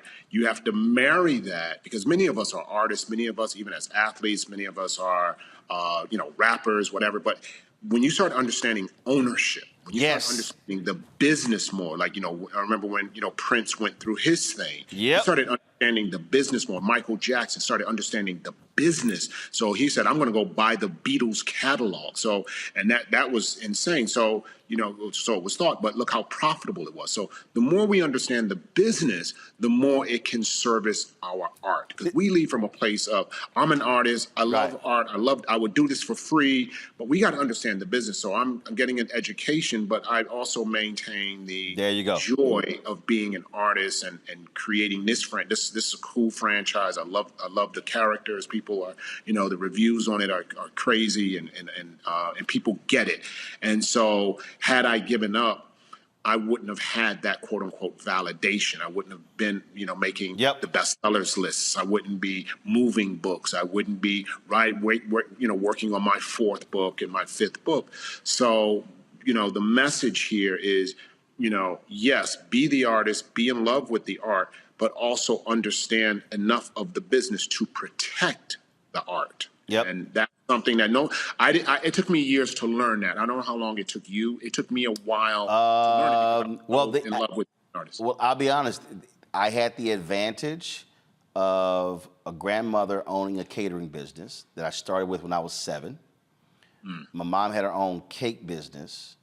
And so I actually understood the business of the business as a teenager. Right. And so when I came into media, I went to Communications High School, Jack Yates High School in Houston. I was magnet school. And I was literally at 15 understanding, owning, controlling the narrative. I'll never forget the first day, sophomores year, 2nd semester. We couldn't go into the studio the first semester because we needed to learn the glossary terms, what all different cables and stuff. So we go into the studio. All students rush to the set. And Mary Waits was my teacher. And I turned to her and I said, "Where does a person sit who tells them what to do?" And she said, "That person sits in the control room." I said, "I'll be in the control room." And that was always my deal. And I won't say I did not get along with my bosses, but every place where I worked, I was weird to them because I wasn't about them controlling and owning all of my voice. Oh, you don't want me to write columns? Cool. I'm gonna go write it over here. Oh, I can't do this over here. I'm gonna do it over here. And so for me, the 2 words that have completely guided everything in my life since I graduated in 1991 from Texas A&M was I wanted flexibility and freedom. Right. And I wasn't fixated on the money. Right. And so for me, it's the flexibility to do my craft, and it's the freedom because you could pay me a lot, but the moment you say no, now I feel like I have a straight jacket on with handcuffs and tape, and I feel like muzzled. And so that's always sort of guided me. And I've never tripped on. So it's like, yo, I'm not tripping. I didn't care about the New York Times bestseller list. I was like, so if I own this and I move 15,000 copies, I'm good. Like even with my book White Fear, I did it with a publisher. I didn't put together a 30-city tour because I know the cost of that. So I said, we're gonna do cities where I have speeches. So I'm already going there. So because I understood the business of the business. And when you understand the business part, it just totally changes your worldview in all of this. It's liberation. And that's the thing that I started writing, when I started becoming a director, I started writing short films. And then, then at some point I said, I want to try my hand at being a novelist. And I understood then, I was like, ownership. And I've been preaching that, since the days of ER, which is why I, started a production company, started things. And everybody watching, I want y'all to understand, literally, this was like 7 or 8 years ago when Eriq sent me a text, and we were going back and forth about this very thing. Yeah. So now, now I've got this, this really, really cool franchise. And it's interesting because, the kind of stories that I'm interested in telling, what ends up happening is when you're waiting on validation and you're waiting for permission, you're waiting on them to approve your heart. Boom. And so my thing is like, no, I'm going to lead with my heart. I'm going to lead with my mind of what I'm passionate about. And so I started telling the kind of stories I wanted to tell. And the interesting thing about Laws of Annihilation, the subject matter is it's about tensions between the African American community and the Jewish community. And it deals a lot with racial hatred. It deals a lot with tribalism. Yeah, you say a race war is brewing in New York City and nobody can stop it. Exactly. And then of course now that when I started doing media, they start comparing to what's happening in the world right now. And look, but here's like some of what I do is this. You have to always take your advantages. So because of my film background, I'm always inspired by film. So my first book, Laws of Depravity, that was influenced by the movie Seven. This book, Laws of Annihilation, just a piece of it, you have a racist Jewish member of the Jewish member of the community, and you have an African American, a racist African American, that are locked in a basement. They've been kidnapped. They have every reason to want to kill each other, and they have to figure it out, for their survival. And so you take that as a microcosm and a metaphor of what's happening in the world. We have to figure this stuff out. That sounded like that. What was that Lawrence Fishburne movie where he was in jail, and it was like he had to get with the cops. He was like, "Listen, we either gonna die or we gonna put this thing together." But also this was it the Sidney Poitier? Sidney Poitier and Tony Curtis. Yeah. Defiant ones. Yeah. And so we have these now, and that's the B storyline. The A storyline is we open up with two rabbis that have been viciously murdered. And so I have three protagonists in my books. One is like Seven, the same setup as Seven. You have a Irish Italian American detective who's partnered with an African American detective in New York. They're considered the best closers. They close all the cases. They only work high profile serial killers. And so they team up with a half Jewish female FBI agent. So the three of them are my protagonists. So each book, they get to deal with their own personal things. So obviously in this book, you have a Jewish FBI agent who, by the way, in the first chapter, is diagnosed with terminal cancer. And just as she's starting to deal with that, the biggest case of her career and of her life falls in her lap, which is two rabbis are viciously murdered in a synagogue, and then African-American man is kidnapped, a Jewish man is kidnapped, and it's just stoking all the fires. And so in order to stop this war, they all have to work together. And it's just, so that's really, really cool. And so I get a lot of, conversations now about what's happening in the world, you know what I mean? And so had I listened to the rejections, you and I wouldn't be here. This book wouldn't be here. And a book that resonates. And, I like to write about things that resonate, that stick with you, that give you some really interesting characters and plot to hold on to. Because, the truth is, a lot of these books, and what you and I were talking about earlier, a lot of these big publishing house books, books that's published, traditionally, and these big authors sometimes, Roland, you read these books and a week later, you can't remember. You can't remember characters. It didn't stick. It was just fluff. It was just fluff. But they're paying all this money. They're spending all this money. And so the thing that, and I urge, people that's interested in the book, go to Amazon, read the reviews, see what people are saying about it, because they always talk about how much it sticks with them. They talk about how fast-paced it is. They talk about these things. But these are things that they were saying we couldn't do. They were saying that there was no place for African Americans in this genre. And we're going, no, not only is there room, there is necessity based on how we tell story. And so that's something to me that's really, really important. And I think that we need to that's why we need to follow our dream, because we need to contribute into the storytelling. We need to have control over our stories. We need to have control over how we tell stories. And so that's what these books are about. That's what this franchise is about. And I'm like I said, I'm really, really proud of it. I just think it's it's been a great opportunity for me, and it's been something that really has helped me to sort of to grow as a director, as an actor, as a producer, because it's all storytelling and they all feed each other. So yeah, I'm really, really happy with that. Quick questions from my panel. Let's see here. Joy, you got all them damn books behind you. I guess I'll go ahead and start with you. So I am a true crime fanatic. I mean, I listen to the podcast Crime Junkies all the time. They need to plug your books, separate thing. We'll talk about that later. So I'm tempted. I want to know I want people to know. I just ordered it. I want people to know what the story is about. That said, I also want to talk a little bit about how we diversify the publishing industry. Because you're right.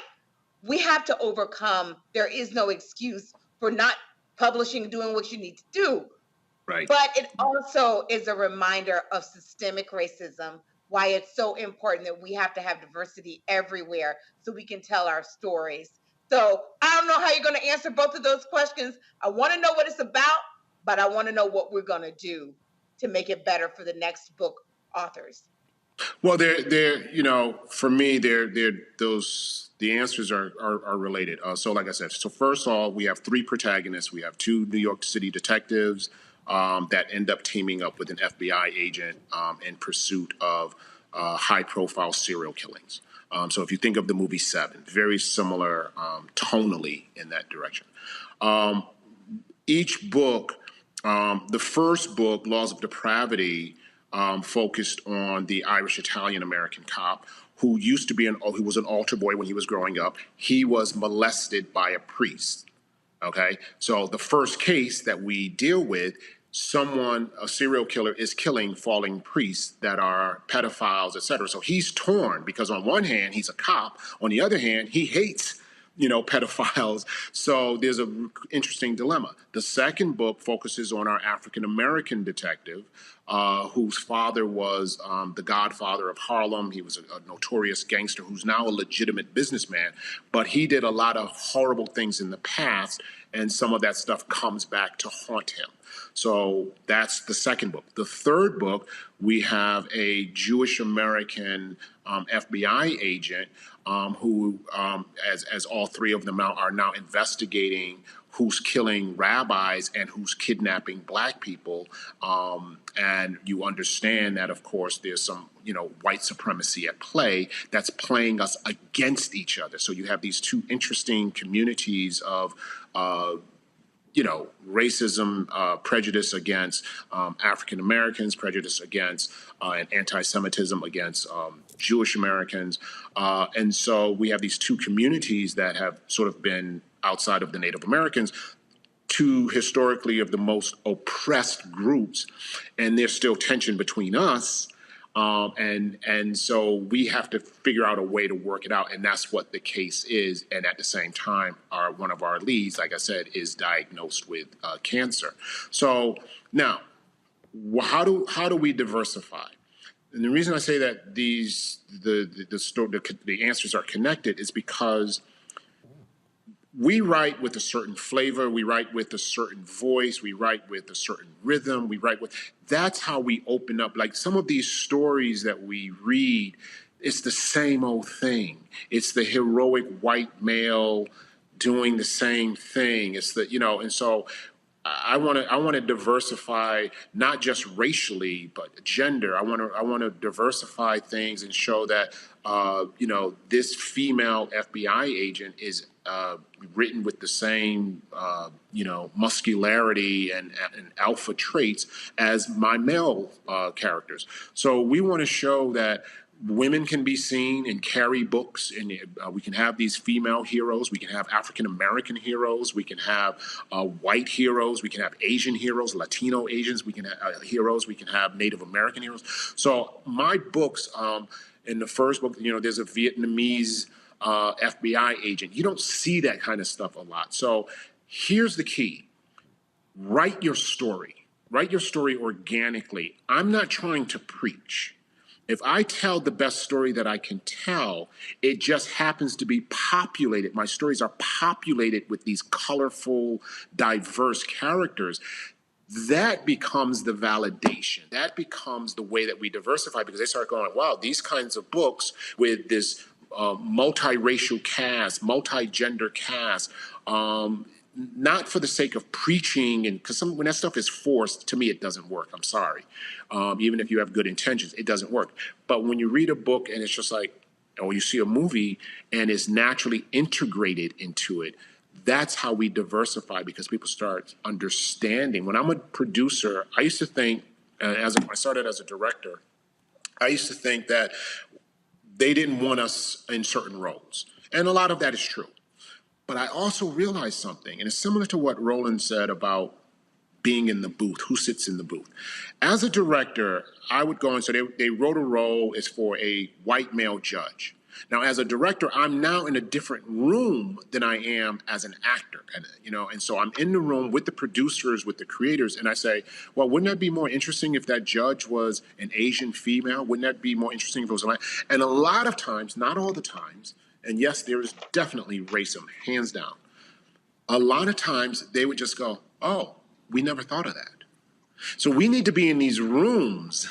That's the key thing. We need to get into the rooms, and obviously when you write a book, you are the room.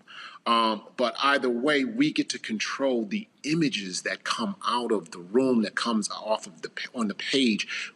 That's how we diversify, and that's how we show the industry that organic diversity works. And so they are connected. And that's why I took you through all my characters, because they're so diverse and they each have different backgrounds. That's how we start breaking that barrier down. We have to make it work as a story, and that translates into sales. That sales translates into success. That success translates into let's look at more of these. S.A. Cosby, brother who has set the literary world on fire, I think is now beginning to help make people look at that again and say, oh, black men can write, or black people of color can write thrillers. They can't, we're underrepresented in this genre. And I'm happy to be a part of it to help try to tear down those walls. But that's how I think we diversify. It's got to be quality first. It's got to work. Your best intentions don't. It's got to be quality. Michael. Hey, Eriq LaSalle, on another note, hey, loved you on A Different World. 1990, Power of the Pen. You played a literary professor named Dr. Paul Mann. So here you are actually in real life writing literary works, 3 novels, okay? Is there a connection between you playing a professor of literature on a sitcom that all of us watched in the 90s and you actually writing literature in real life? No, that was just, look, when you're an actor, and you got to think about it, that's the beginning of my career. When you're an actor, agent calls you and says, I got an audition for you. I was boys with Kadeem and Daryl, so, I was hanging out on that set anyway, just to go hang out, just to see them. Opportunity came up, I did that. What did influence me, even more so, was a few years later after ER, after the first season of ER, some producers approached me and said, hey, we own the rights to this famous novelist series. We'd like you to play this character. Now, the guy is written white. So you had my attention right there. And the book was called Mind Prey. The author's name is John Sanford, who was huge in the thriller world, huge. And so I said, well, fine, I'll do it. I'll co-produce it. So I was a producer on it. I starred in it. I hired the director, who was my partner at the time. So once I got into that world, I was like, wow, this is really cool. And I saw how the books translated into film. And I thought that was really cool. And that's what also pushed me. So that had more influence than anything, being able to play this famous key character that was established in the literary world as he's written white. And they came to me, and so as an African American, and we never you never make mention of race. That's the beauty of it. If it's a good character, we never mention that he was black. No one ever, that's the beauty, and that's the power, and that's what really got me interested. All right. Matt. Thanks so much. Well, let me first say, brother, thank you for sharing your gifts for these many years. And I would be remiss if I didn't say I've prosecuted and defended quite a number of murder cases. So if you ever need a consultant, I'm happy to do that for you as you write your book. But all jokes aside, my question is really actually about the substantive process. You've obviously given us many works in different mediums, but what have you found that would be instructive to people who want to be authors? Because it seems to me that's a particularly daunting, gift to have, to write, because it's difficult to write a book, obviously. So what have you learned in that process that would help others who are interested in being authors? And if you could give us a quick encapsulation of your process when you're planning and writing and otherwise, getting ready to release a book. Wow, great question. I think this, man. I think that it's important for us to have a strong sense of craft. Whatever you're going to do, understand the craft of it. Too many of us jump into things, whether it's acting, whether it's broadcast, we just think we can show up. And now I think it's becoming worse with social media, because if you have so many followers, then people are interested in you, but they're not interested in you based on craft. They're not interested based on you understanding the true technique of whatever you're pursuing. So I think people want to be stars more. Roland said something interesting. I was never interested in being a star. I wanted to just be an actor. I didn't know about the money. I didn't know about any of. You learn that stuff later. Mm-hmm. I dreamed of being an actor, and I was in love with the art of acting. I fell in love with the art of writing. So I wanted to be a writer. I wanted to start writing. Obviously, you want to be successful, but you want to be successful. Critically, you want to be successful commercially. So that's what's really, really important. So I think if people are serious about it, they have to learn the craft. Go to, first of all, which is something that's really simple, do homework. And most people, when you tell them to do homework, you lose them. Just people want it, but they don't want to put in the work. So if you're willing to do the homework, part of the homework is real simple. Some of the best advice I ever got: read up. Meaning, read good writers. Understand how they're telling a story, the economy of words, the economy of adjectives and adverbs, like understanding and really choose authors that you really, really admire. What makes their work so good? If you get an opportunity, go to book fairs, go listen to authors talk. So understand their journey. Their journey will be different from your journey, but these are the ways that you start understanding the craft more, and obviously take writing classes if you can. So there are many ways, but you have to be committed to that. My process, and I think another thing, it took me a while to accept the title without feeling intimidated or pretentious that I want to be an author.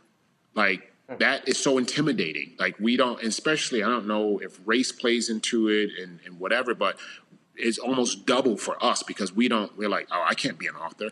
And I had to keep saying, no, dude, just write. Mm-hmm. You know what I mean? So give yourself permission.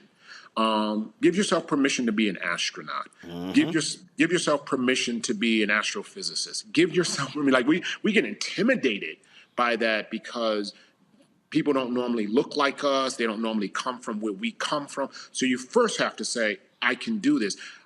The way I'm going to do it is by studying and by understanding the craft. So that's my process and that's my advice. But read up. Read authors that inspire you. Read authors that intimidate you because they're so good. I read some people and I'm like, damn, but they ultimately inspire me. And so that's a very valuable piece of information that I got that I pass on. And if people really, really want it, do the work. I started when people would come up to me and ask, how do I get into acting? How do I get into directing? And you get inundated with that stuff sometimes. I learned the best way, and I know this sounds cruel, the best way to get rid of people is to tell them to do homework. Yep. So oh my God. I'd give them homework. And I'd never hear from them again. Eriq, people come up to me and they say, hey, I want to reach you. Or they got an idea. This is what I say. Send me a one sheet. Right. It never happens. Never happens. A lot of them won't even learn what a one sheet is. A lot won't even learn that. And so you get now the ones that do follow through. Okay, now we can talk. Boom. But you will eliminate 98% of the population that's coming. Sustained. Yeah. Sustained. That's Yo, straight up. Yo, cause I spoke to some HBCU students at Coca-Cola today. Flew to Atlanta, flew back, and I said, do the work. If you want all this other stuff, because people say, I want to do what you do, and I go, but do you want to do what I do? Right. I said, it's the work. I said, the work. I said, you want to, man, I see you hanging out with Dave Chappelle and Will Smith. I said, no. That don't just happen. The work is what they're responding to, which creates a relationship. It's the work. And folks don't want to put in They don't the work. And writing, writing is lonely, first of all. So, listen, a lot of us want what we see in other people. But listen, we're not all built to carry those dreams. Yep. You know what I mean? And so a lot of people most people aren't built to carry my dreams. Yep. And so they look at the result of my dream. Right. They don't know the effort of my dreams. This morning, I'm up at 4:30 in the morning because I'm working on my next book. Yep. And the strike just ended. We're getting ready to go back to work. I'm executive producing and directing a new show for Dick Wolf on Amazon. We're getting ready to go back to work. I'm like, I'm going to be pulling double duties. I'm going to be getting up at 4:30 in the morning, getting my writing in, going to set, doing that, coming home, maybe getting some more writing in. People aren't built for that, but they see it and they're like, oh my God, oh, you do this, you do that, you're a director, you're a producer, you're an author, they're not built for my dream. Or just listen. When I did this here, I didn't have time to write it. I because of everything, this show, 6 other shows, and I was like, I need a ghostwriter. Literally, it was like 3 years. Jan was like, yo, what a book? I was like, Jan, I literally do not have the time. Met a sister in San Antonio, the NAACP. She told me about a ghostwriter. I was on the phone with her the next night. And so here's what was interesting. So Eriq, we're sitting there going through this here. And so they're like, who's name gonna go on? I was like, yeah, we put her name on. I was like, I ain't tripping. Right. So what we did was, I did a series of audio brain dumps. We would talk for 2 or 3 hours, and I would basically articulate the book. Thoughts, visions, this here. And she would then put it together. We probably had about 6, 8, 10 conversations, but I knew that. Now, other people, they can go into a cocoon. I know I didn't have that time. So it's understand. And so then it was like I said, so I wasn't tripping even on putting the name. I was like, yo, I'm good. I don't need to have just my name. My ego fine. But when you understand what your limitations are, what your skill set is, then you can sort of craft this. And so that's why, as I tell people, you can't say you want to do what I do if you don't want to do what I do. You can't. You're not strong enough to carry. And listen, I'll flip it. My best friend is Michael Beach, and Mike Beach is a gym rat. This dude works out like crazy. I see his Instagram. Yep. This dude is just ripped, right? So every once in a while, and I do my exercise, I do my stuff, whatever. But every once in a while, I'll be like, damn, I want to be shredded like Mike. But guess what? I ain't willing to put in the work that Mike does. I'm not willing to put in the diet. I'm not willing to. I love food. You know what I mean? Right. I do enough to maintain. I do enough so I ain't got a beer gut. You know what I mean? Not that I drink beer, but I'm just saying I don't have a pot belly. I do just enough. So, but see, I go, okay, that's not my passion. Right. And so I'm not trying to be a professional, but I look at that and I go, man, that envy kicks in. But my legs aren't strong enough to carry his dream. There are many people their legs aren't strong enough to carry my dream. They're not willing to get up at 4:30 in the morning. They're not willing to stay up till 2 in the morning. They're not willing to do these things. So you can't have that. And that's the key thing. So know what your legs are strong enough to carry and let that be your dream. You nailed it. Y'all, Eriq LaSalle's new book is called Laws of Annihilation. Dick Wolf says LaSalle conquers yet another medium, a really great read. Of course, Dick Wolf, producer of the Law and Order series. Y'all, if you are a lover of fiction, check it out. It's the third in a trilogy. Get those as well. Some people in the chat have already said they ordered it. My brother, always good to see you, man. Congratulations on this, and good luck. All the success to you. Thanks for having me, and thanks to your panel, man. Really appreciate it. And you can hit me on social, my website. I like to stay in touch with readers and book clubs. So yeah, check it out. Let me know what they think. But thank you. Thanks for having me, brother. Really appreciate it. I appreciate it. Thanks a lot. All right, cool. Folks, going to a quick break. We're going to come back talking to the sculptor of a statue in Arkansas of John H. Johnson, founder of Ebony and Jet magazine. You're watching Roland Martin Unfiltered on the Black Star Network.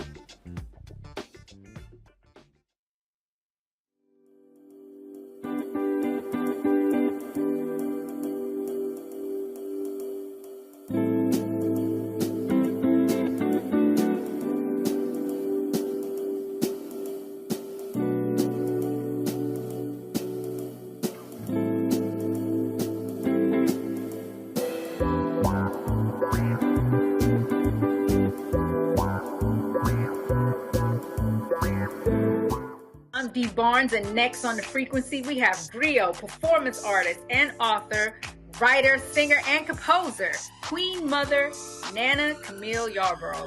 Please join us for an incredible conversation of knowledge, wisdom, and power of the elders. I'm a perception changer. You're a rearranger. You're a mind evolver and a problem solver. You're a beast eater, a soul excreter, a void filler, and a bile spiller. You are a thought warmer, a plan former, a power orchestrator, and a tongue translator. Right here on the frequency on the Black Star Network.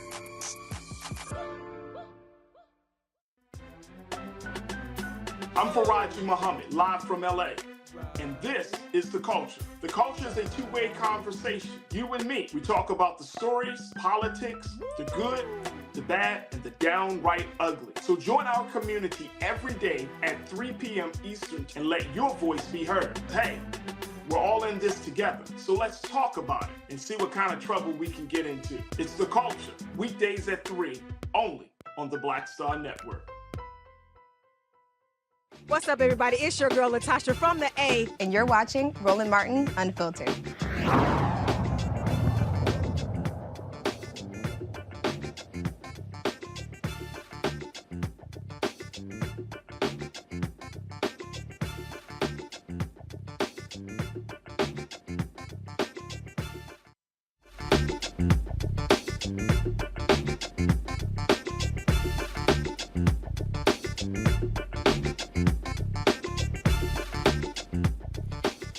Publishing icon John H. Johnson has been honored with a new sculpture in his hometown there in Arkansas. Of course, John H. Johnson, founder Ebony Jet magazine, Negro Digest. He was born in Arkansas City, Arkansas in 1918 before moving to Chicago.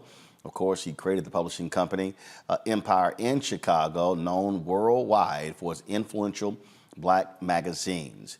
Little Rock sculptor Susan Holly Williams created the historic sculpture of Johnson. She joins us now from Chicago. Glad to have you on the show. One of the things that I like to do when I travel, I love to, if I'm flying somewhere, if I'm going through an airport, I might be traveling somewhere and I might come upon on a campus or whatever, you know, a sculpture or something like that dedicated to an African American. Love to take a photo and post it. Because I think it's important that we understand that in a country where racist erected numerous statues and monuments to domestic terrorists, it's important for us to understand and recognize what I call our black superheroes. And John H. Johnson certainly was one of them. Absolutely.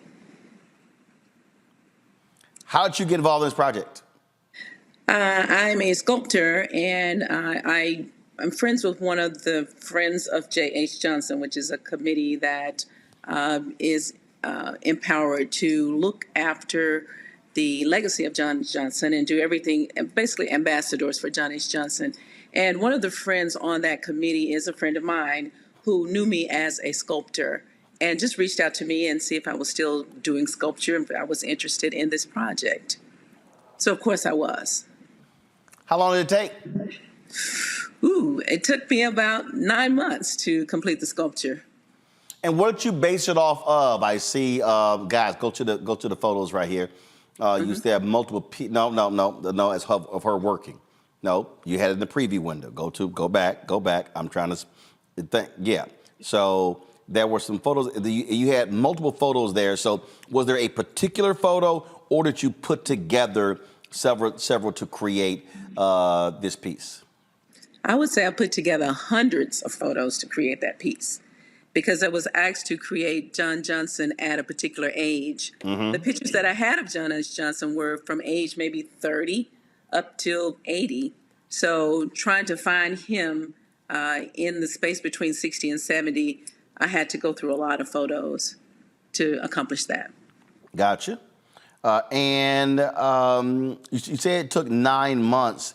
And obviously, whenever this happens, and we see this all the time, when people always go, that don't look like him, or that looks like him. It looks like him. So what I'm saying, but that's always like the one. I don't care if it's a king statue or it was whatever. I mean, matter of fact, I forgot what city they had a king statue, and these people lost their mind. They took the thing down. Yes. You said it was. You said bought. Yeah. I mean, they were like, no, that ain't it. They're like, that ain't it. That ain't it. Yes. So that's a lot of pressure on the sculptor. Absolutely. And Linda Rice Johnson put a lot of pressure on me to make it look like her father. So I wanted to make sure it did look like her father. So I spent probably 90% of my time making sure it looked like her father. And not just looking like him, but I wanted the essence of him. I wanted to create a moment in time of what he was thinking about. So I wanted to get that expression just right. So it wasn't just look like him, but it was all of those other parts involved. Absolutely. Panelists, questions. Matt, you first. This is an exquisite work, and I guess my question for you is just, what are your thoughts about the importance of public monument? And I ask that because when we look from history, we have things that have, transcended eons that we still revere in museums, right? So you, as the sculptor who has actually captured his essence, what do you think the importance is of public monument to those like John H. Johnson who moved us forward the way that he did? I think it's an awareness. It's a place that a lot of people can go and see and appreciate what we have left, the legacy that we've left behind as African Americans. And Mr. Johnson, being an African American who is known for his business sense, is kind of rare for African American sculptures. The ones that I've seen, the public sculptures that I've seen, are generally religious sculptures, professional athletes, politicians. But it's rare that you see a business professional presented and celebrated because of their business acumen. So I think that's very important, and I think being public there is just that. I mean, I could do one and keep it at home; it won't do any good. But if you put it out there in the public, you can share with so many other people.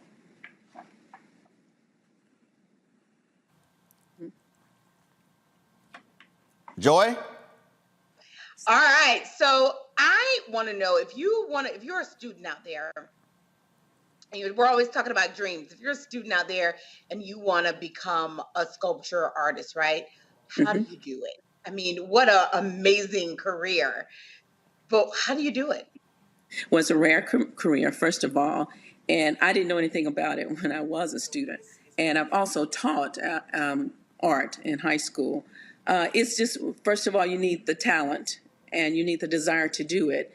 And I think once you get the talent and the skill level, you just continue and learn. You educate yourself. You go to school. I have a degree in art. Sorry, not art. I have a degree in interior design. But I taught art for years. So it's just something that you just need to hone for years and years and not give up on. I taught art, and I also taught home economics. I worked as an interior designer for a lot of years too, but I had that passion for art in my heart and I just couldn't let it go. So that's something, if you have that, you just have to keep it and hone it and never let it go. That's something I can't let go.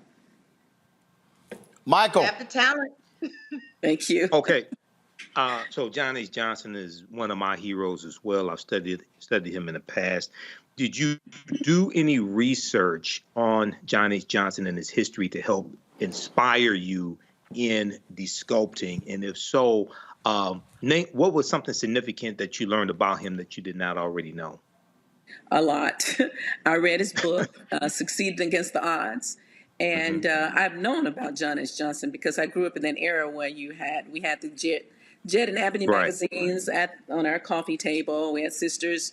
I had sisters that fought over the magazine.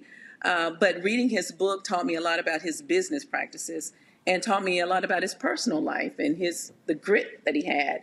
And now I know how he was able to accomplish what he did because he was raised in Arkansas City, which was a tough life.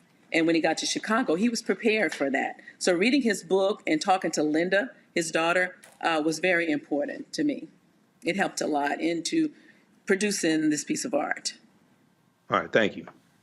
All right, then. It is a fantastic piece. We appreciate the work that you did. What you working on now? I am working on a couple of more commission pieces, which is what I'm really wanting to do with my life, is just to do a lot of commission work. But I'd like to thank you, Roland, for having me on this show. This is just another way to share the legacy of John H. Johnson, especially for the people, the younger folks who don't know John H. Johnson. I have run into so many young folks who say, "Who is that?" And it's a shame that I have to explain to them. But the other thing is I'm working on getting John H. Johnson in Chicago. So I'm hoping that we'll be able to get John H. Johnson in Michigan Avenue in front of the old Ebony and Jet headquarters on Michigan. I spent a lot of time down there, probably too much time, but I would love to see him down there on my trips down to Michigan Avenue. Well, I had, of course, I had the advantage of meeting him, had the advantage of talking to him on numerous occasions. And he was, of course, also a great alpha man. Absolutely, and you guys were represented in Arkansas. And then when you talk about how do you pay homage, we actually do this. So I actually created this. My graphic designer put this together, and so when we launched this show, I wanted to do so. So we have these murals in all these offices. And so this is dedicated to Black-owned media outlets. And as you see, we have Ebony on here. We have Negro Digest on here. We have Jet on here. And there are others, The Crisis, other Black newspapers. And so this is one of the ways that, so every day, this is my office. And so this is in here. And so trust me, what we do here, these are the people who did it before us to make all of this possible. Oh, that's absolutely wonderful. All right. Absolutely wonderful. Indeed. Well, look, we appreciate it. All right, come on, y'all, switch shots. There you go. All right. Wonderful talking to you guys. Well, likewise. Good luck. Thank you so very much. Thank you. Take care. All right, Susan, thank you very much. All right, that's it for us. Matt, Joy, as well as Michael, thanks a bunch. Glad y'all could join us for today's show. It is going to be a little fun this weekend. It's birthday weekend. My birthday's on Tuesday. My nephew Chris' birthday is Sunday. My brother's birthday is Monday. My birthday is Tuesday, and so looking forward to that. It will be a weekend of golf. Y'all know that. I want to play this. Hold on, which phone am I using? Which one's the shot on? So like I say, I was at Coca-Cola today speaking to some of the HBCU students there. And where is it? Here we go. Let me cue this thing up. So they had one of their programs there, and so I spoke to them, had a great time chatting with them. And so we took a big group photo, and while they also did a big old shout out. Turn the audio up, please. All right, here we go. Well, count. All right, 1, 2, 3. HBCU. That's what I'm talking about. So we enjoyed talking to them and seeing them there. Folks, we want you to show you appreciation for what we do. What we do here is not easy, and it's also not free.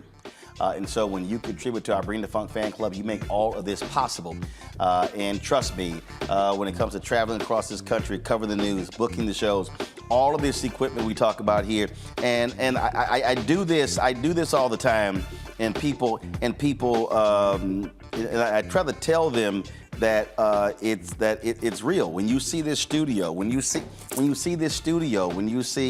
all the things here, when you see the cost of, we talk about this facility, our production room, the Skype machine, our streaming unit, all this sort of stuff. It's about $195,000 a month to pay for the entire network. And so it absolutely matters when you support us. And so I want you to do that. You can see your check and money orders at P.O. Box 57196, Washington, D.C., 20037-0196. Cash App, $RM Unfiltered. PayPal, Martin Unfiltered. Venmo is RM Unfiltered. Zelle, Roland at RolandSMartin.com. Roland at RolandMartinUnfiltered.com. Be sure to get a copy of my book, White Fear, How the Browning of America is Making White Folks Lose Their Minds, available at bookstores nationwide. You can also get the audio version on Audible. And be sure to check out our 24-hour streaming channels. They're available on Amazon News. So you go to Amazon Fire, check out Amazon News. You can tell Alexa to play news from the Black Star Network. You can also check us out on Plex TV, Amazon Freevee, as well as Amazon Prime Video. We always end the show Friday showing all of our donors. We thank you for your contributions. And those of you who give, right now, this weekend, you will be added to that list as well. Thanks a bunch, folks. Holla!